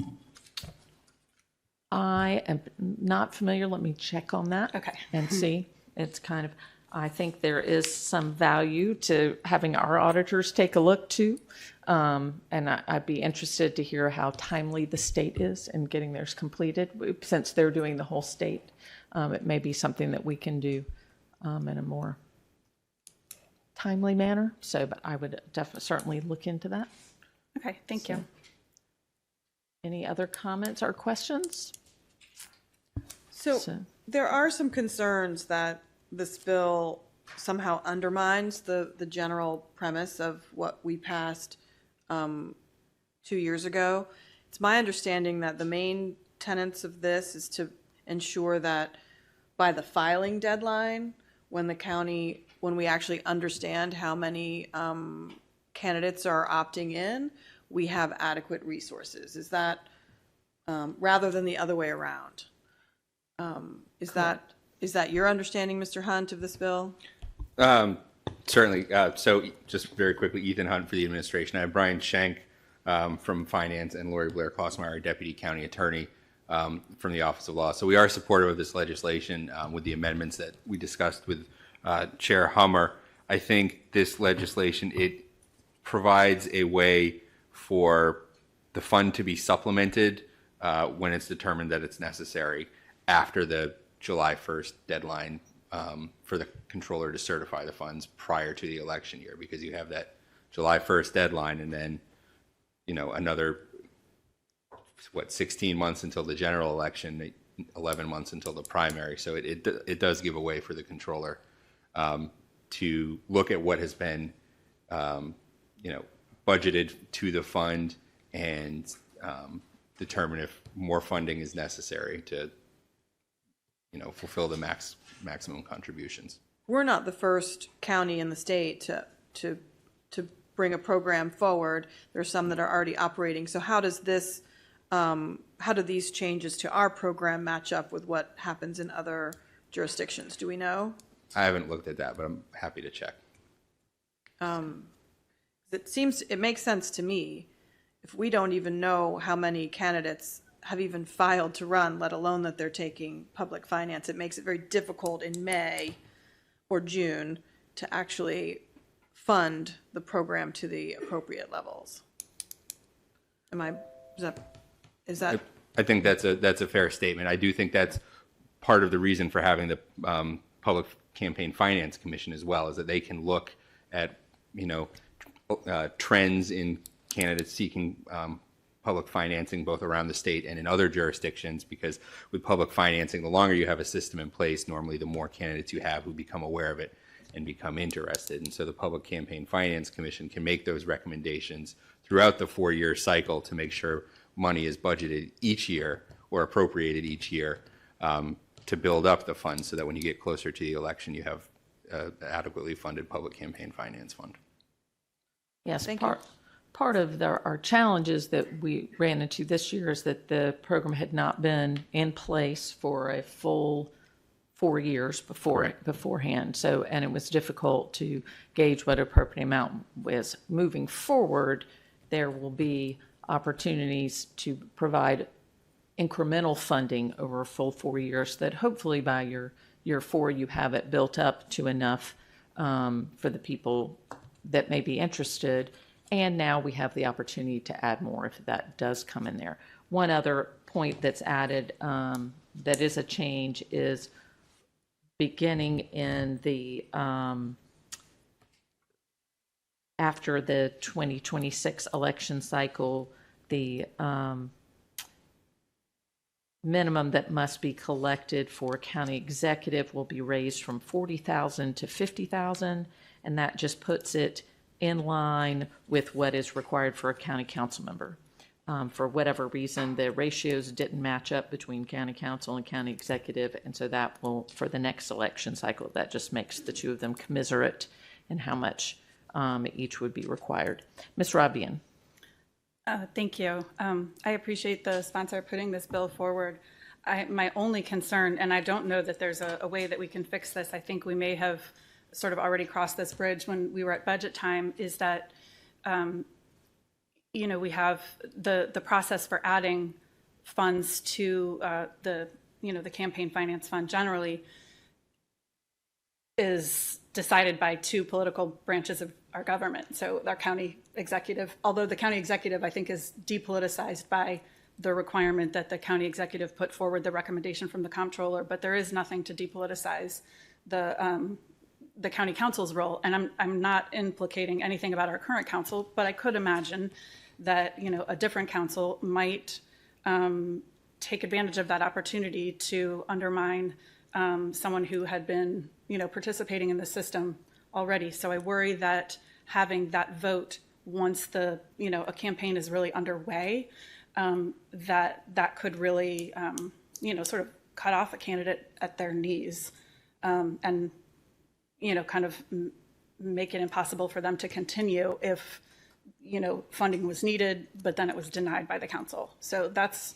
my one concern. And like I said, I think that we sort of crossed that bridge already in the budget time, but I would hopefully going forward, there's a way that we can, take that politicization out of the process. So there's not a vote of the council that could, potentially undercut campaigns underway. So I will say that was, looking at ways to take the politics out of this as much as possible. There is the requirement that the county executive must include in his budget the amount that is recommended by the commission. So that takes out any politics on the county executive side because they're required to include it. But ultimately, the county council is the funding authority of the county. And there's not a way to remove that political nature of that when it comes to our votes without taking away our fiscal authority. However, all of our votes are taken very publicly, and so we have to answer for those votes. So if there is a council in the future or individuals who make decisions that appear, their voters will see that and can make the determination on that. But I don't see that there's a way to require funding without taking away our authority as the fiscal body. So I think that this is one that it's going to be, commiserate on the public to be watching our public votes and determine what they see from that. But we have no other item in the budget that a commission can make a recommendation and we must fund it that way. We have authority over all of them, and I just don't see a way that we can take that away just for this one particular issue. But we at least will now have that it must be included in the budget, and then to have it. And as I said, my hope is that as we build this over time and we have 4 years of steady incremental money coming in, that we won't come to a time where we get to the end and there's there's not enough money and that becomes a political vote. Hopefully we're funding it the first year of a term before anyone's even thinking about who may be running with public financing, so that will take out some of the politics on a year-to-year basis. So any other comments? All right. Thank you, Mr. Hunt and company.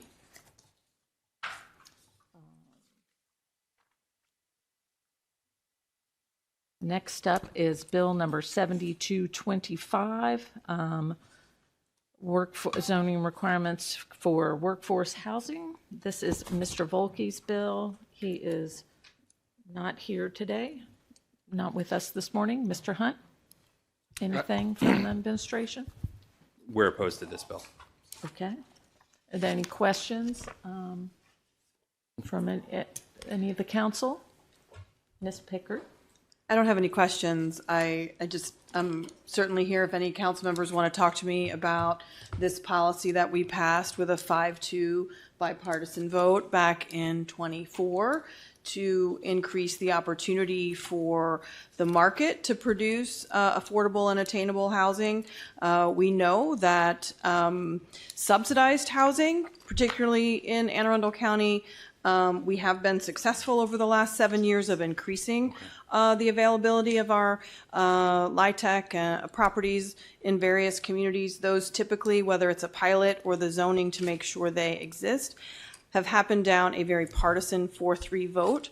This workforce housing policy is providing an opportunity for the private sector to build at affordable price points, and it's something we desperately need. You cannot open the paper or listen to the radio or read a podcast or whatever talking about the scarcity of affordability and the challenges that both our lower income families, middle income families, and now really everybody has in finding appropriate and attainable housing. So I will be very vigorously opposing this bill. It is targeted to finally, after 7 years of our workforce housing, finally seeing a for sale housing development being built. None of the workforce housing gets a pass on traffic mitigation or environmental mitigation, any of those things that we hold dear in the county. So I would just, Mr. Volke's not here to refute anything I have to say, so I'll just keep talking. But I think this would be a huge step backwards when we haven't even taken the step forward yet. So I would just urge my colleagues to allow the Office of Planning and Zoning to review the couple of projects that are underway, do their due diligence, make sure the projects are fitting the code and providing the quality, affordable housing that we so desperately need for our workforce. I want to remind everybody our workforce under the for sale provisions are those families or those earners at 80% of our average median income. So, and these do not have government subsidy. So for those folks that are opposed to government subsidizing affordable housing, this bill is for you, because it doesn't have any tax credits. It doesn't rely on any housing trust fund money. This is the for-profit market coming in and providing the housing we need. So, soapbox over.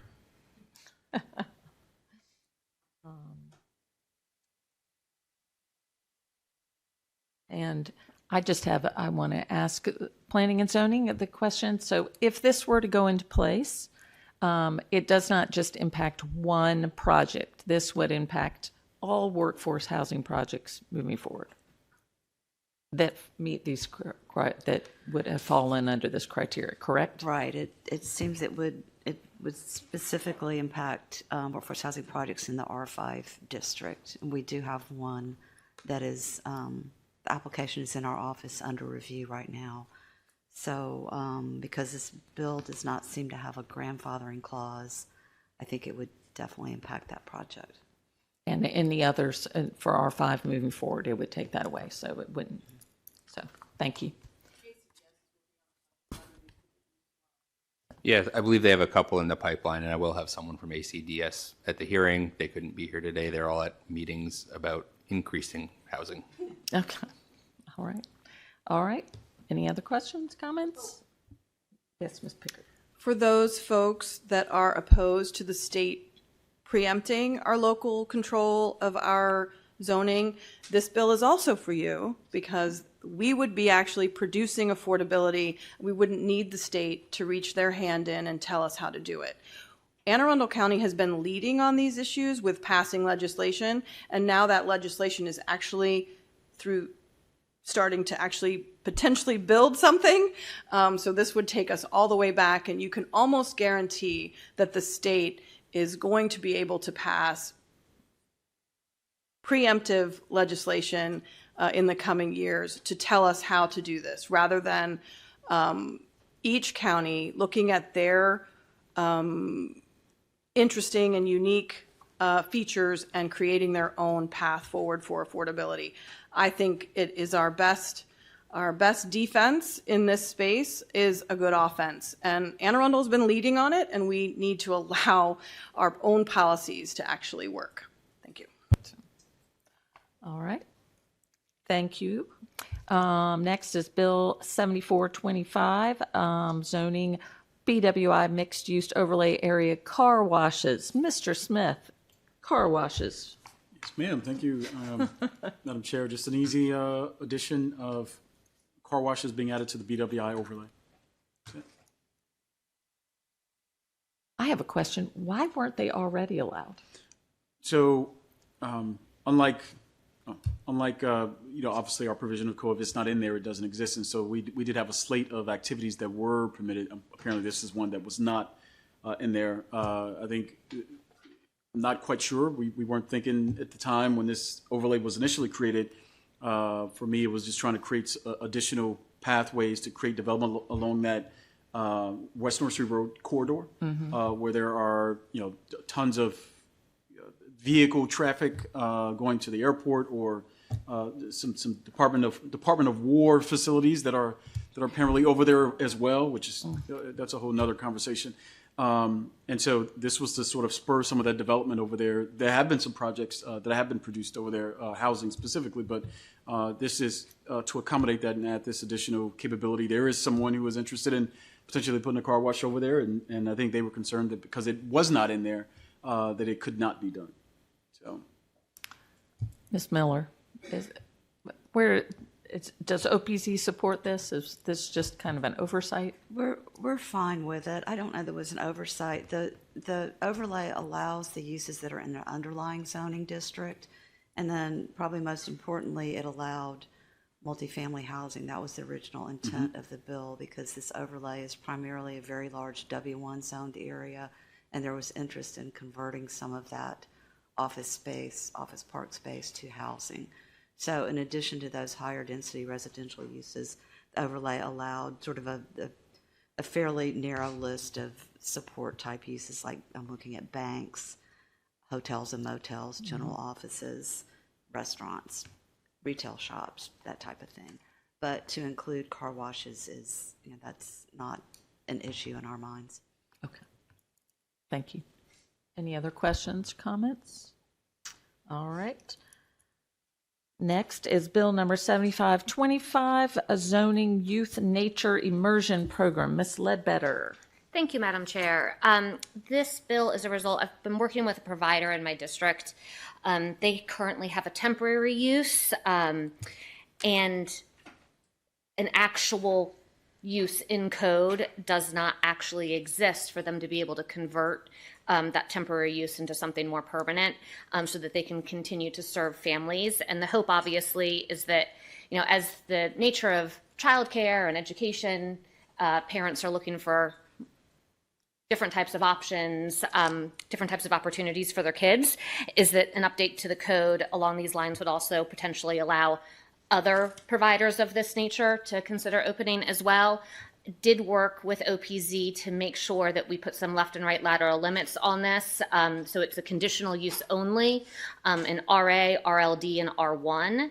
And also worked to refine the conditions to help ensure that these types of providers would not become an issue to the surrounding neighbors. And yeah, happy to take any questions. This is a question for OPZ. How would this be different? I'm trying to think how this, without this legislation, would be categorized. Would it be different than like a daycare center? I guess daycare has to do state licensing, but I'm just curious.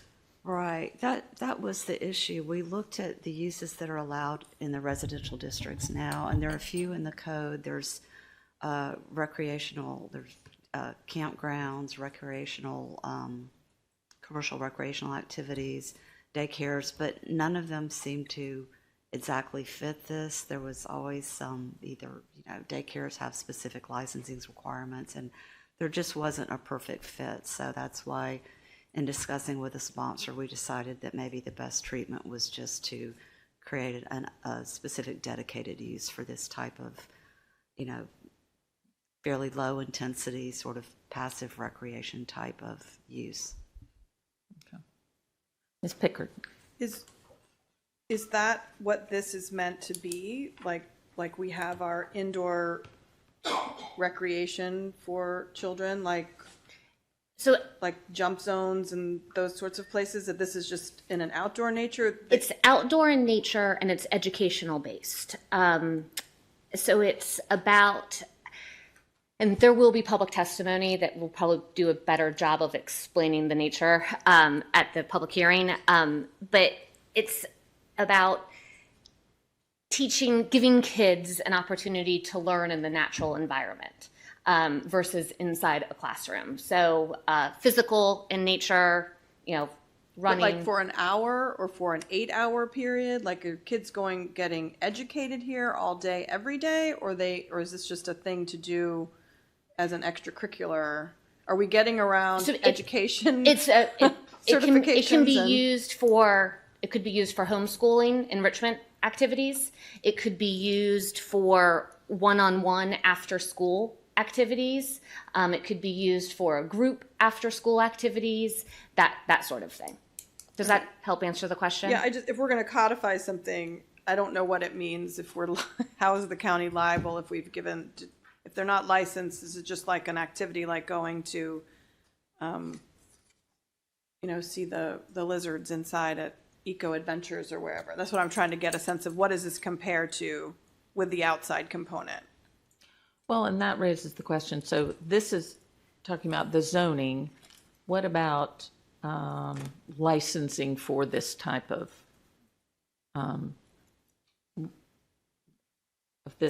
thing? What kind of licensing would they require to have this? That's not a zoning question for the property, but that is for the business itself. What does that fall under? Kelly Kenny, Supervising County Attorney. I do not know. I think part of the reason that this new category was created because it didn't fall under like a daycare facility that does need licensing or an educational facility, but I can explore a little bit and see if this type of facility needs any type of licensing. Right. Just, when you have any time, I think of it sounds like, it sounds great to have it to come and have, but is it like a day camp type thing? What sort of licensing is needed to be there if you're going to have large numbers of children there at different points and things like that. In the summer, is it like a summer camp type thing? Is there day camp to have so just curious. Ms. Rodbian. I personally think this sounds great. I want to ask just a couple more questions. Is there an age range for the? It says under 18. Yeah, under 18. Oh, okay. It's in the bill. I'm Yes. sorry, I missed that. Yes. And then I just know that I've read about similar sounding programs that are taking off in other parts of the world. In fact, especially for younger children, instead of going straight into the pre-K or the kindergarten environment where you're like trying to kind of harness kids into a classroom when they're like maybe cognitively not ready. That this is taking off, and there's varying amounts of structure, and so I'm curious how structured, how unstructured, or is there sort of an ability to have a range of levels of structure? Yeah, I think that's a great question. My understanding is there's an ability to have a range depending upon the focus of the particular facility. In the facility, obviously, would probably have some self-determining in that factor. I wanted to go back to the licensing question. My understanding is that there are some state licensing, depending upon the types of services that the facility wants to provide. State licensing may or may not actually apply. And then there's also a youth camp license, and that is something that comes from the state. Okay. That's kind of what I was wondering. Yeah. Where do they fall under, camps and things like that? To have that. All right. Any other questions? All right, moving on to 7625, sidewalks removal of snow and ice. All right, Mr. Hunt. Thank you, Madam Chair. Ethan Hunt for the administration. With me, I have, I believe Alex Backey from our Deputy Director of the Bureau of Highways, Holly Velez, our Chief of Licensing from Inspections and Permits, and Lori Blair Klossmeyer, our Deputy County Attorney. So this bill came about as a result of last winter when we had a higher than average amount of snowfall and weather events, and we got more complaints than normal about snow on sidewalks, ice on sidewalks, sidewalks not being cleared.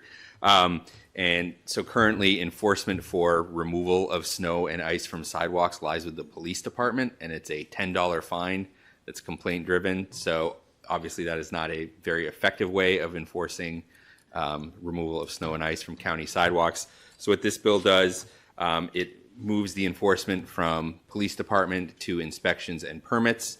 It requires that within 24 hours of the end of a winter weather event, county residents are required to remove the snow and ice from the sidewalks in front of their residences, places of businesses, any properties they have that abut a county sidewalk.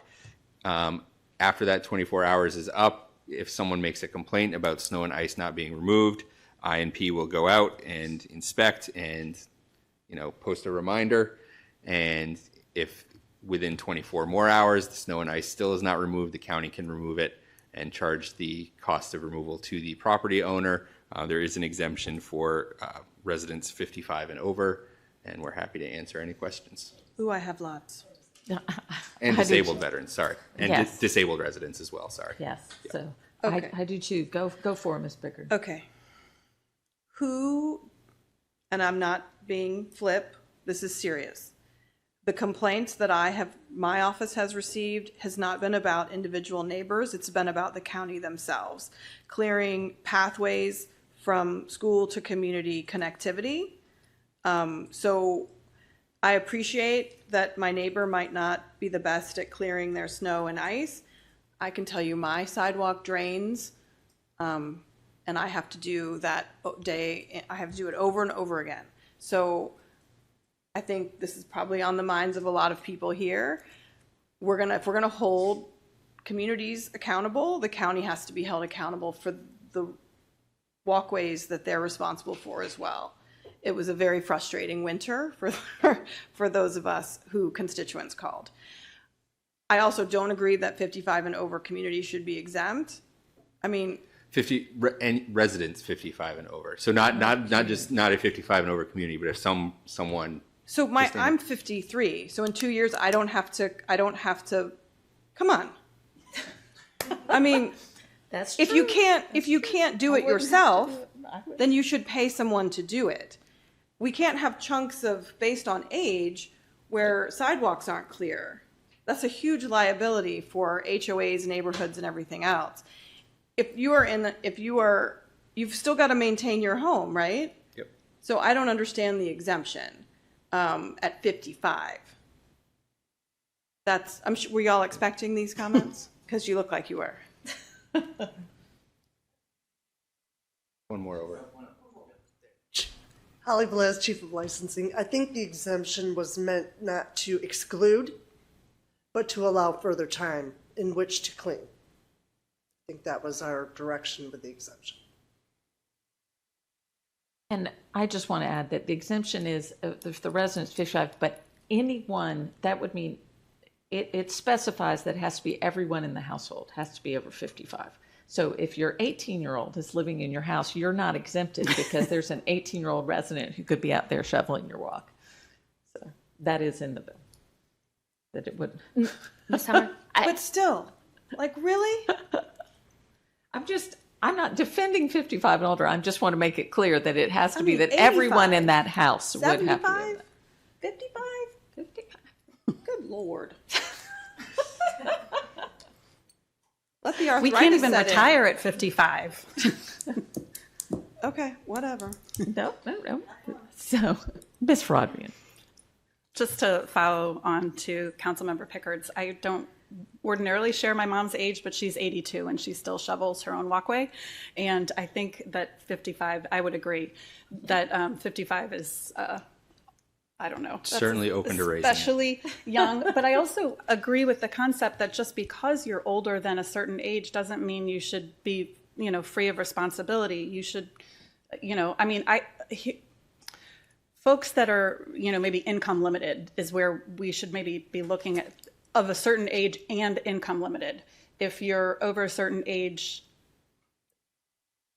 and income limited, maybe you don't have a way to arrange for someone else to be shoveling your walk. But if you're, 65 and your doctor has said, hey, you have a heart condition, don't be shoveling your walk or whatever, there's still a responsibility because those walks are used by everyone. So, the complaint in District 6 was that they were, as actually Ms. Pickard mentioned, they were on school routes, but a lot of them were on private property. So we literally had kids walking in Forest Drive, which is horrifying. And I know that you've heard this over and over again, but I feel like we need to make sure that those paths are clear. And even if it means, and I know actually we have, I feel like there was one that was an absentee landowner, like they owned a parcel of land, but there was a sidewalk across it, no structures on it, but not taking any responsibility for, shoveling. And so those people absolutely should be held accountable. If you're a landowner, especially if you're a commercial landowner, come on, pay up. Get someone to take care of your property so it's safe for your neighbors. Ms. Ledbetter. Thank you, Madam Chair.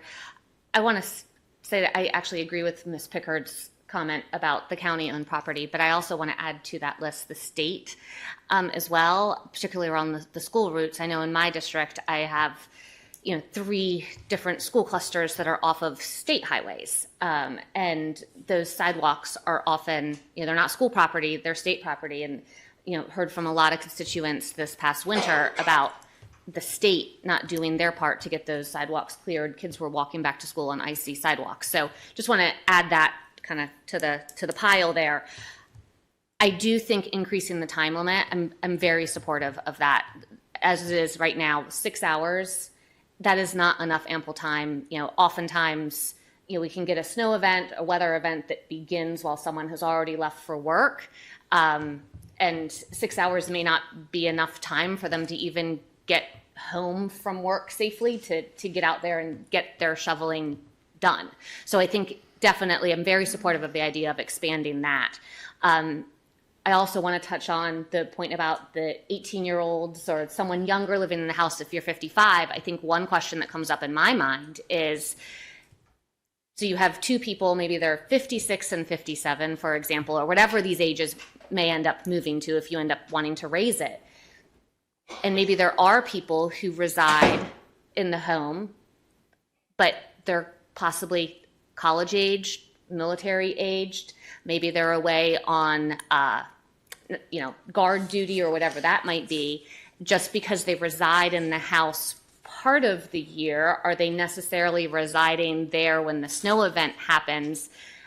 I hate asking questions I don't have good answers to, so I apologize for that. But I think it's something to think through from the enforcement, because what I don't want to see is a situation where a neighbor is complaining because they think that there's someone younger living in the house, but that person who's younger living in the house maybe isn't living there in January. And how does the neighbor know that? And now IMP is stuck in the middle trying to figure this out. I've got concerns about highest and best use of county resources and those sorts of things, and then also creating bad blood between neighbors as well. So again, don't necessarily have solutions for that, but just throwing it out there as things to think about. And I'm happy to have follow-up conversations about those.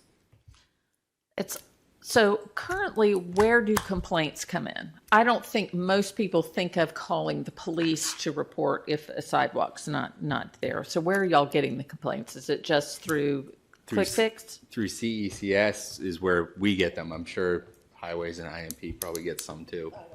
No. No. Alex Bacquier, Deputy Director, Bureau of Highways. A large number of them come into Public Works, given that a lot of the sidewalks are adjacent to roadways. Primarily, it's 311, certainly by phone, That's email. what, that's what I would think. So the way this would set up is now that IMP would be enforcement, would be giving citations, but DPW would be the ones that would actually schedule to go clear the sidewalk. to take care of it. Okay. Yes.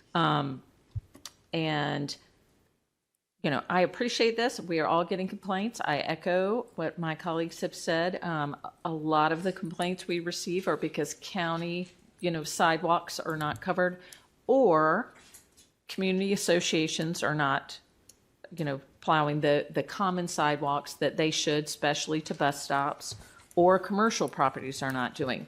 I appreciate this bill, but it doesn't tackle any of those. It doesn't touch on any of those HOA or commercial properties, which are a big issue. And I would love to explore how we could include those, because we all know, I think of my neighborhood, often the community association will plow a spot at the bus stop for kids to stand, but then they're walking through the streets to get to that bus stop because the community sidewalks have not been plowed to have that.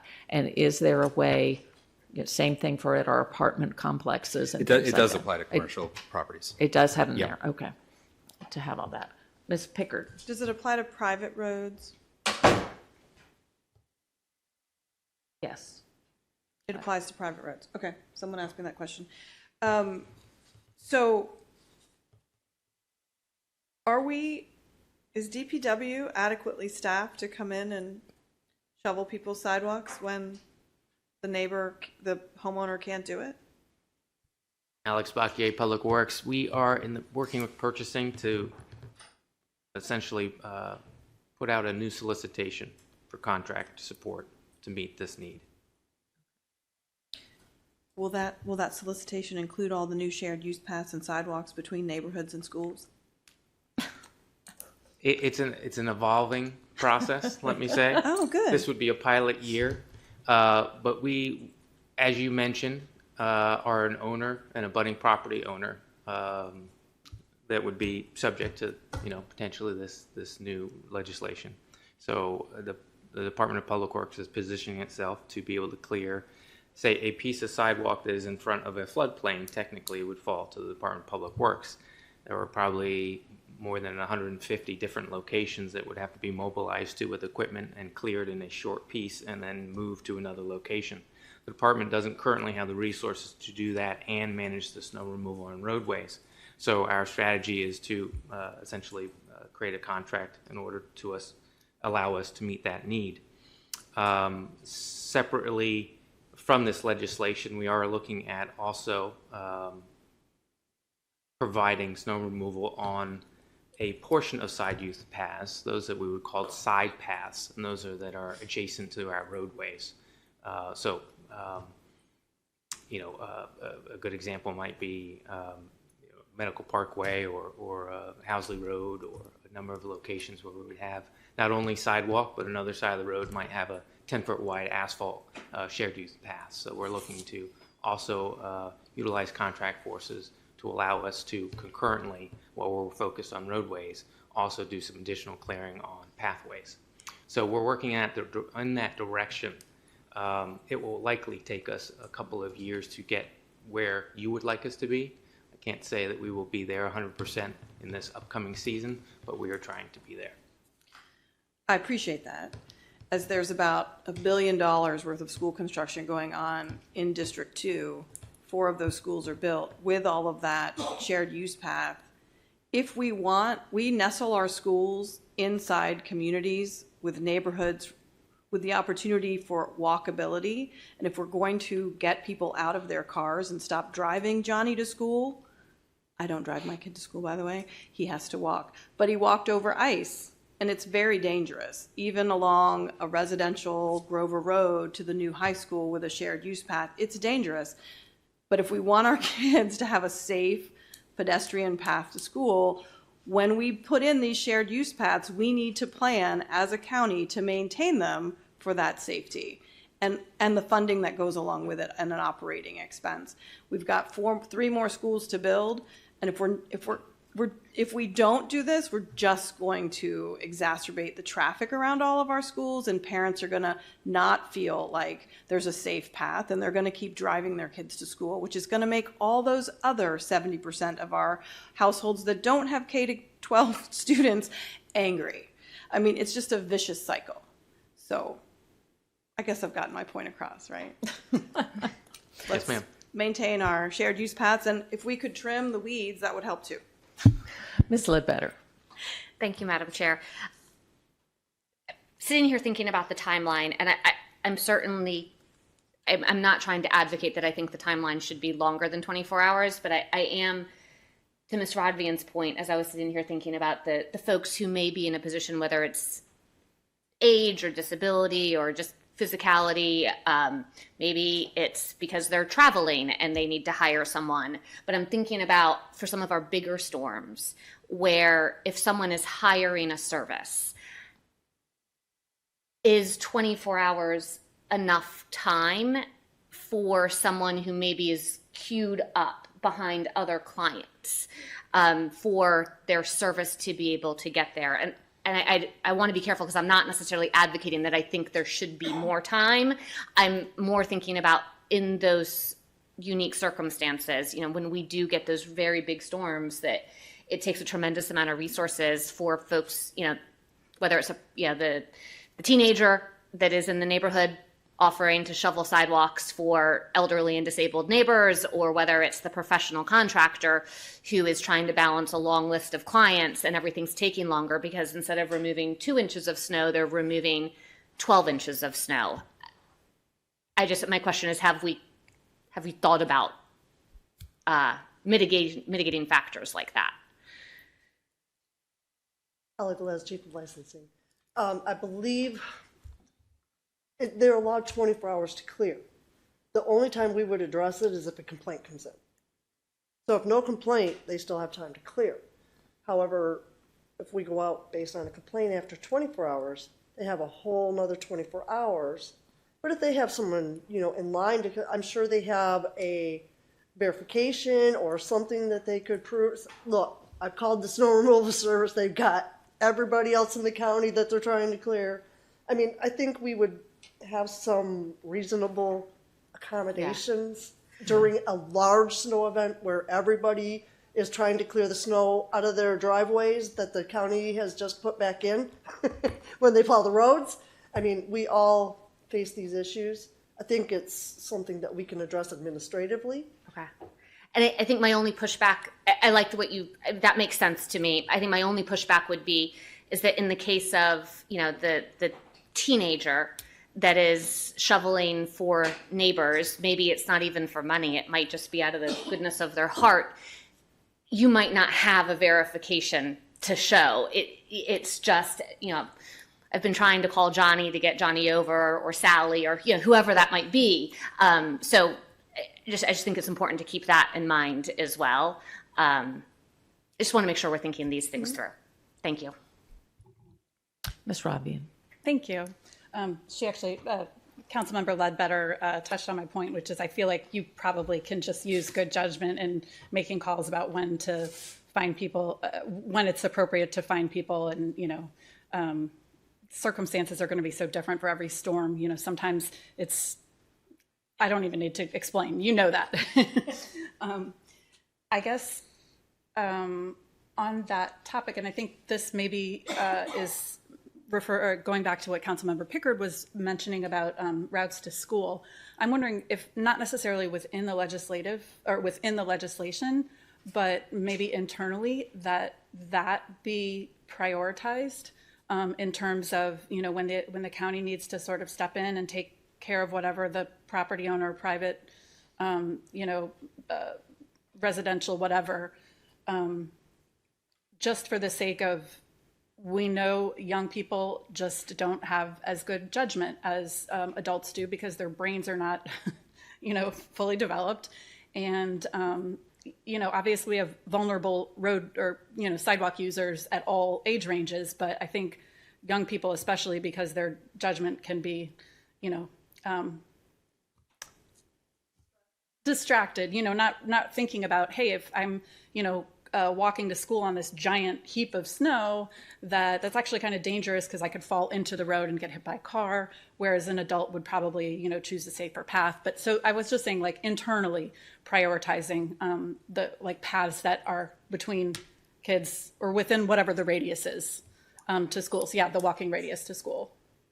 And maybe you're already doing that, in which case, thank you. And honestly, thank you for this whole legislation, because I feel like the way we treat, you know, weather situations, we sort of elevate car drivers above everyone else. And I think folks that are pedestrians and, you know, riding their bicycles deserve the same level of service of having a clear path to the places they need to go.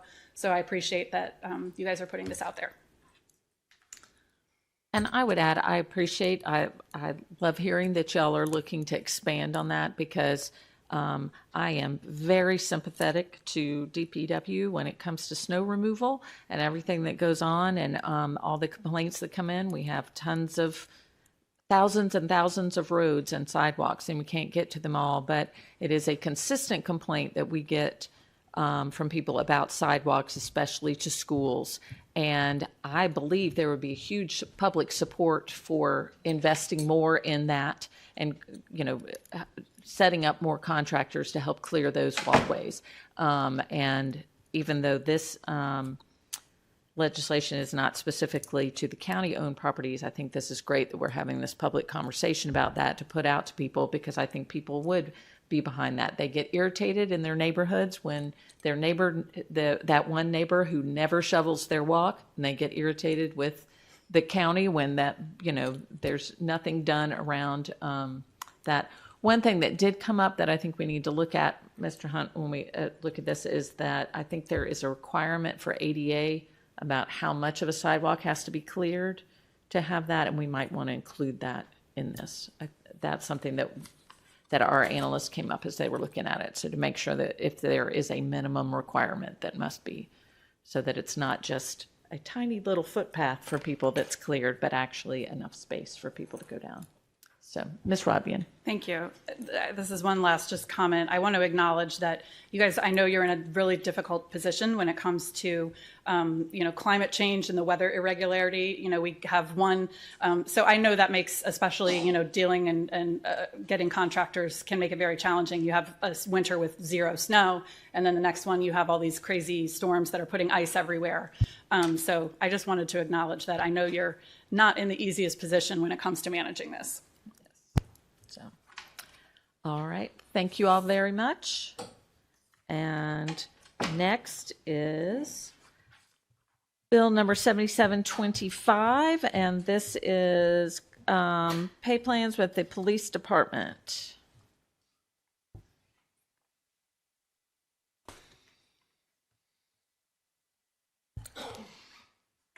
Mr. Hunt. Thank you, Madam Chair. Ethan Hunt for the administration. I have Lori Blair Klossmeyer, our deputy county attorney, Ann Badowski, our personnel officer, Jackie Atkinson, our assistant personnel officer, and Deputy Chief Roberts. So this bill, requested the legislation, makes a couple of changes in the county classified service, decreases 1 police communications operator position and 1 office support assistant position, and increases 1 management assistant position, and 1 office support specialist position in the police department. It also creates 2 new grades within the classified service of the pay plan, a P5, which is equivalent to a police major, and a P6, which is equivalent to a police deputy chief. I will highlight it only creates the new grades. It does not place any positions into those new grades. And I will also add that in the interest of efficiency, we have 2 additional reclassifications that we're looking at that we may bring as amendments. It would be 1 for the police department and 1 for INP. It would reclassify 1 police evidence coordinator from NR 15 to NR 17, and 1 IMP environmental control inspector from LM 12 to senior inspector NR 16. Happy to answer any questions. Any of the folks from personnel or the police department want to add any comments? Ms. Pikowski.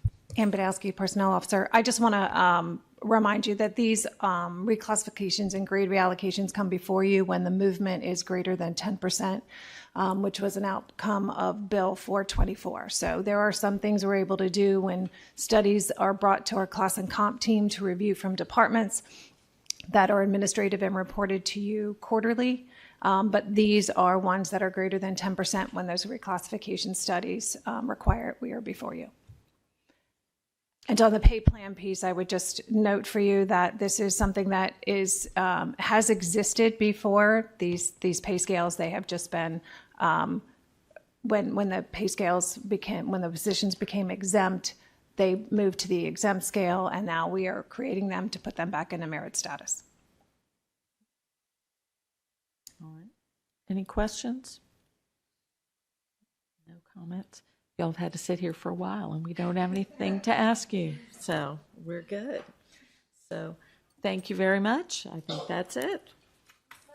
Yes. So I'm curious how many other positions in the classified service are required to do a financial disclosure? A lot. Lori. Oh, okay. So this isn't anything out of the ordinary? No, it is not. I think there's a certain classification and above that are required to do it in the police department. I don't mean in the police department, I mean county. In the county. Countywide, yes. Yeah. Okay, all those, gotcha. Thank you. Okay. All right. That's it. Thank you very much. All right. Next item, resolution number 2225, adopting the Anne Arundel County Hazard Mitigation Plan. And our OEM folks have been waiting a long time. Here you come. That's right. Mr. Hunt. Thank you, Ethan Hunt, for the administration. I have Lori Blair Klossmeyer, our Deputy County Attorney, Preeti Emmerich, our Director of the Office of Emergency Management, Carrie Topovsky, our Project Development Administrator, and Alex Sperling, our UASI Planner from the Office of OEM, or Office of Emergency Management, sorry. So this resolution adopts the Anne Arundel County Hazard Mitigation Plan 2025 update. This is required by federal law and regulations that require local governments to have a hazard mitigation plan representing the jurisdiction's commitment to reduce harm risks from natural hazards in order to be eligible to receive certain federal grants, which is what this plan is. This is an update that is done every 5 years. Additionally, it requires that the county executive issue a executive order adopting the plan, and then the council affirms the adoption of the plan. So he did issue Executive Order 68 adopting the plan. And I'm going to turn it over to the OEM team to talk through the plan. There is a presentation that's been added to your folder. It was the presentation that they gave to the Planning Advisory Board. It is a 39-page slideshow. We are not going to go through that unless you would like to, but turn it over to OEM. Sure. So Preeti Emmerich, Director, Office of Emergency Management. So I'll give a high-level overview of the plan and the purpose of the plan. As Mr. Hunt said, it is mandated by FEMA to be updated every 5 years. And the main purpose of the plan is to reduce impacts caused by disasters. And how we do that is we identify the hazards in Anne Arundel County, we assess their risks, and then we recommend mitigation actions and plans. What has changed in this recent update, not only do we talk about natural hazards, we also talk about human-made hazards, which I will go through in a little bit. So that is one of the major developments in the plan. We don't do this in a vacuum just within the Office of Emergency Management. We have a Hazard Mitigation Planning Committee comprised of numerous stakeholders, local, state. We also do hold public outreach meetings to determine, obviously, hazards that are impacting our communities. The goals of this plan is, number one, to protect life and property. Number two is to secure grant funding. Without this plan, we won't be eligible for pre-disaster and post-disaster funding. And number three is to increase community resilience. That's why public outreach is so important in the development of this plan, and to categorize the hazards and the mitigation actions that could be potentially taken. because when you're talking about increasing community resilience, you have to involve the community in some way. So I will talk about the natural hazards that are identified in this plan. The plan is long. I mean, Mr. Hunt talked about the slideshow being 39 pages. The plan is several hundred pages. So as you go through it in the next month, if you have questions, please let me know. But just again, for this high-level overview, the natural hazards that were identified in this 2025 update were floods, dam failures, tropical systems, drought, earthquake, extreme temperatures, thunderstorms, severe winter weather, tornadoes, wildfires, coastal erosion. The top hazards, the three largest natural hazards that could affect the county are flooding, thunderstorms, and coastal hazards. For the new human-made hazards, these were identified as emerging infectious disease, civil disturbance and active assailant, transportation accidents, and cyber attacks. In the plan, what we do for all of these hazards is go through a series of assessments which are identified in the plan. So number one is the description of the hazards. Number two, the location, the extent, and the magnitude. 3, past occurrences. 4, probability of future events. 5, hazard risk assessment. 6, the likelihood of the hazard in Highland Beach. So this plan not only covers Anne Arundel County, but specifically also highlights Highland Beach, who also has to adopt the plan. The city of Annapolis has their own separate plan. 7, impacts to people, structures, systems, and resources. 8, future land use and development trends. 9, future conditions. And 10, considerations for the next planning cycle. Because as we talk about these hazards and do the risks assessments and look at the data, what's next, right? What are the mitigation actions we can take? And there are many, many mitigation actions that are outlined in the plan. So if you have a question specifically about one of them, please let me know. But that is in consideration also for looking ahead to the next 5 years and what might need to be included when we do this update of the plan. In terms of some of the mitigation actions that were identified, I'm just going to highlight a couple of them. Obviously, there were many more included in the plan. Enhance our mass notification and alerting system, promote the use of and the installation of hydronet gauges and the Mesonet weather stations, increase our pre- and post-disaster public information campaigns, partner with county agencies and departments to provide emergency preparedness outreach to vulnerable groups and populations, and placement of signage and activation of flood warning devices that are already in the county. So again, that is a high-level overview of the plan. For my colleagues, is there anything that you would want to add, Alex or Carrie? Yes, so in terms of the process of the adoption, FEMA has approved it. And again, as Mr. Hunt has said, the next steps is the adoption of it by the county council. Okay. Any questions or comments? Ms. Broadbent. Thank you. Thank you for all the work that you've put into this. I wanted to just ask if a couple of things that I think about from time to time are covered in the plan, and if so, where? Something like an attack on our electric, I guess these follow in the terrorism sort of category, like an attack on our electrical grid or attack on our water supply. Do those fall in any of these categories? I know those horrible things to think about, but that's what you do for a living. What they might, if they're not mentioned specifically as its own category, they may fall within the other categories. Okay. And what I also want to highlight is that this plan obviously is a high-level look at some of the hazards. Okay. It doesn't necessarily address what are the actions that we may need to take as a county in terms of the preparedness or response or recovery. Okay. Those are addressed in other plans. Okay. And some of those, obviously, I would assume you're going to make the call at the time the emergency occurs. I mean, some things you know, but some things you have to make a judgment call, right? Right. I mean, in preparedness, response, and recovery, there's always core capabilities that the county has that is exercised through our county agencies, and we're always preparing and training and coming up with scenarios. But even for those unexpected, those core capabilities still stand, and our agencies are ready to respond.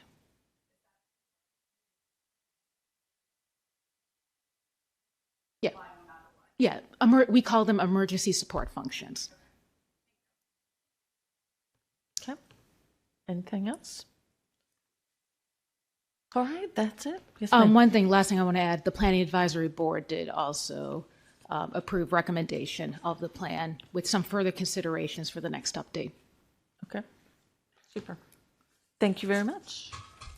All right, is there any other business any council member would like to bring before the county council at this time? All right, may I have a motion to adjourn? Ledbetter, second. All in favor? Aye. Okay, motion carries. The county council is adjourned until Monday, September 15th, 2025 at 6 p.m. for our next special closed session, followed by a legislative session in our chambers.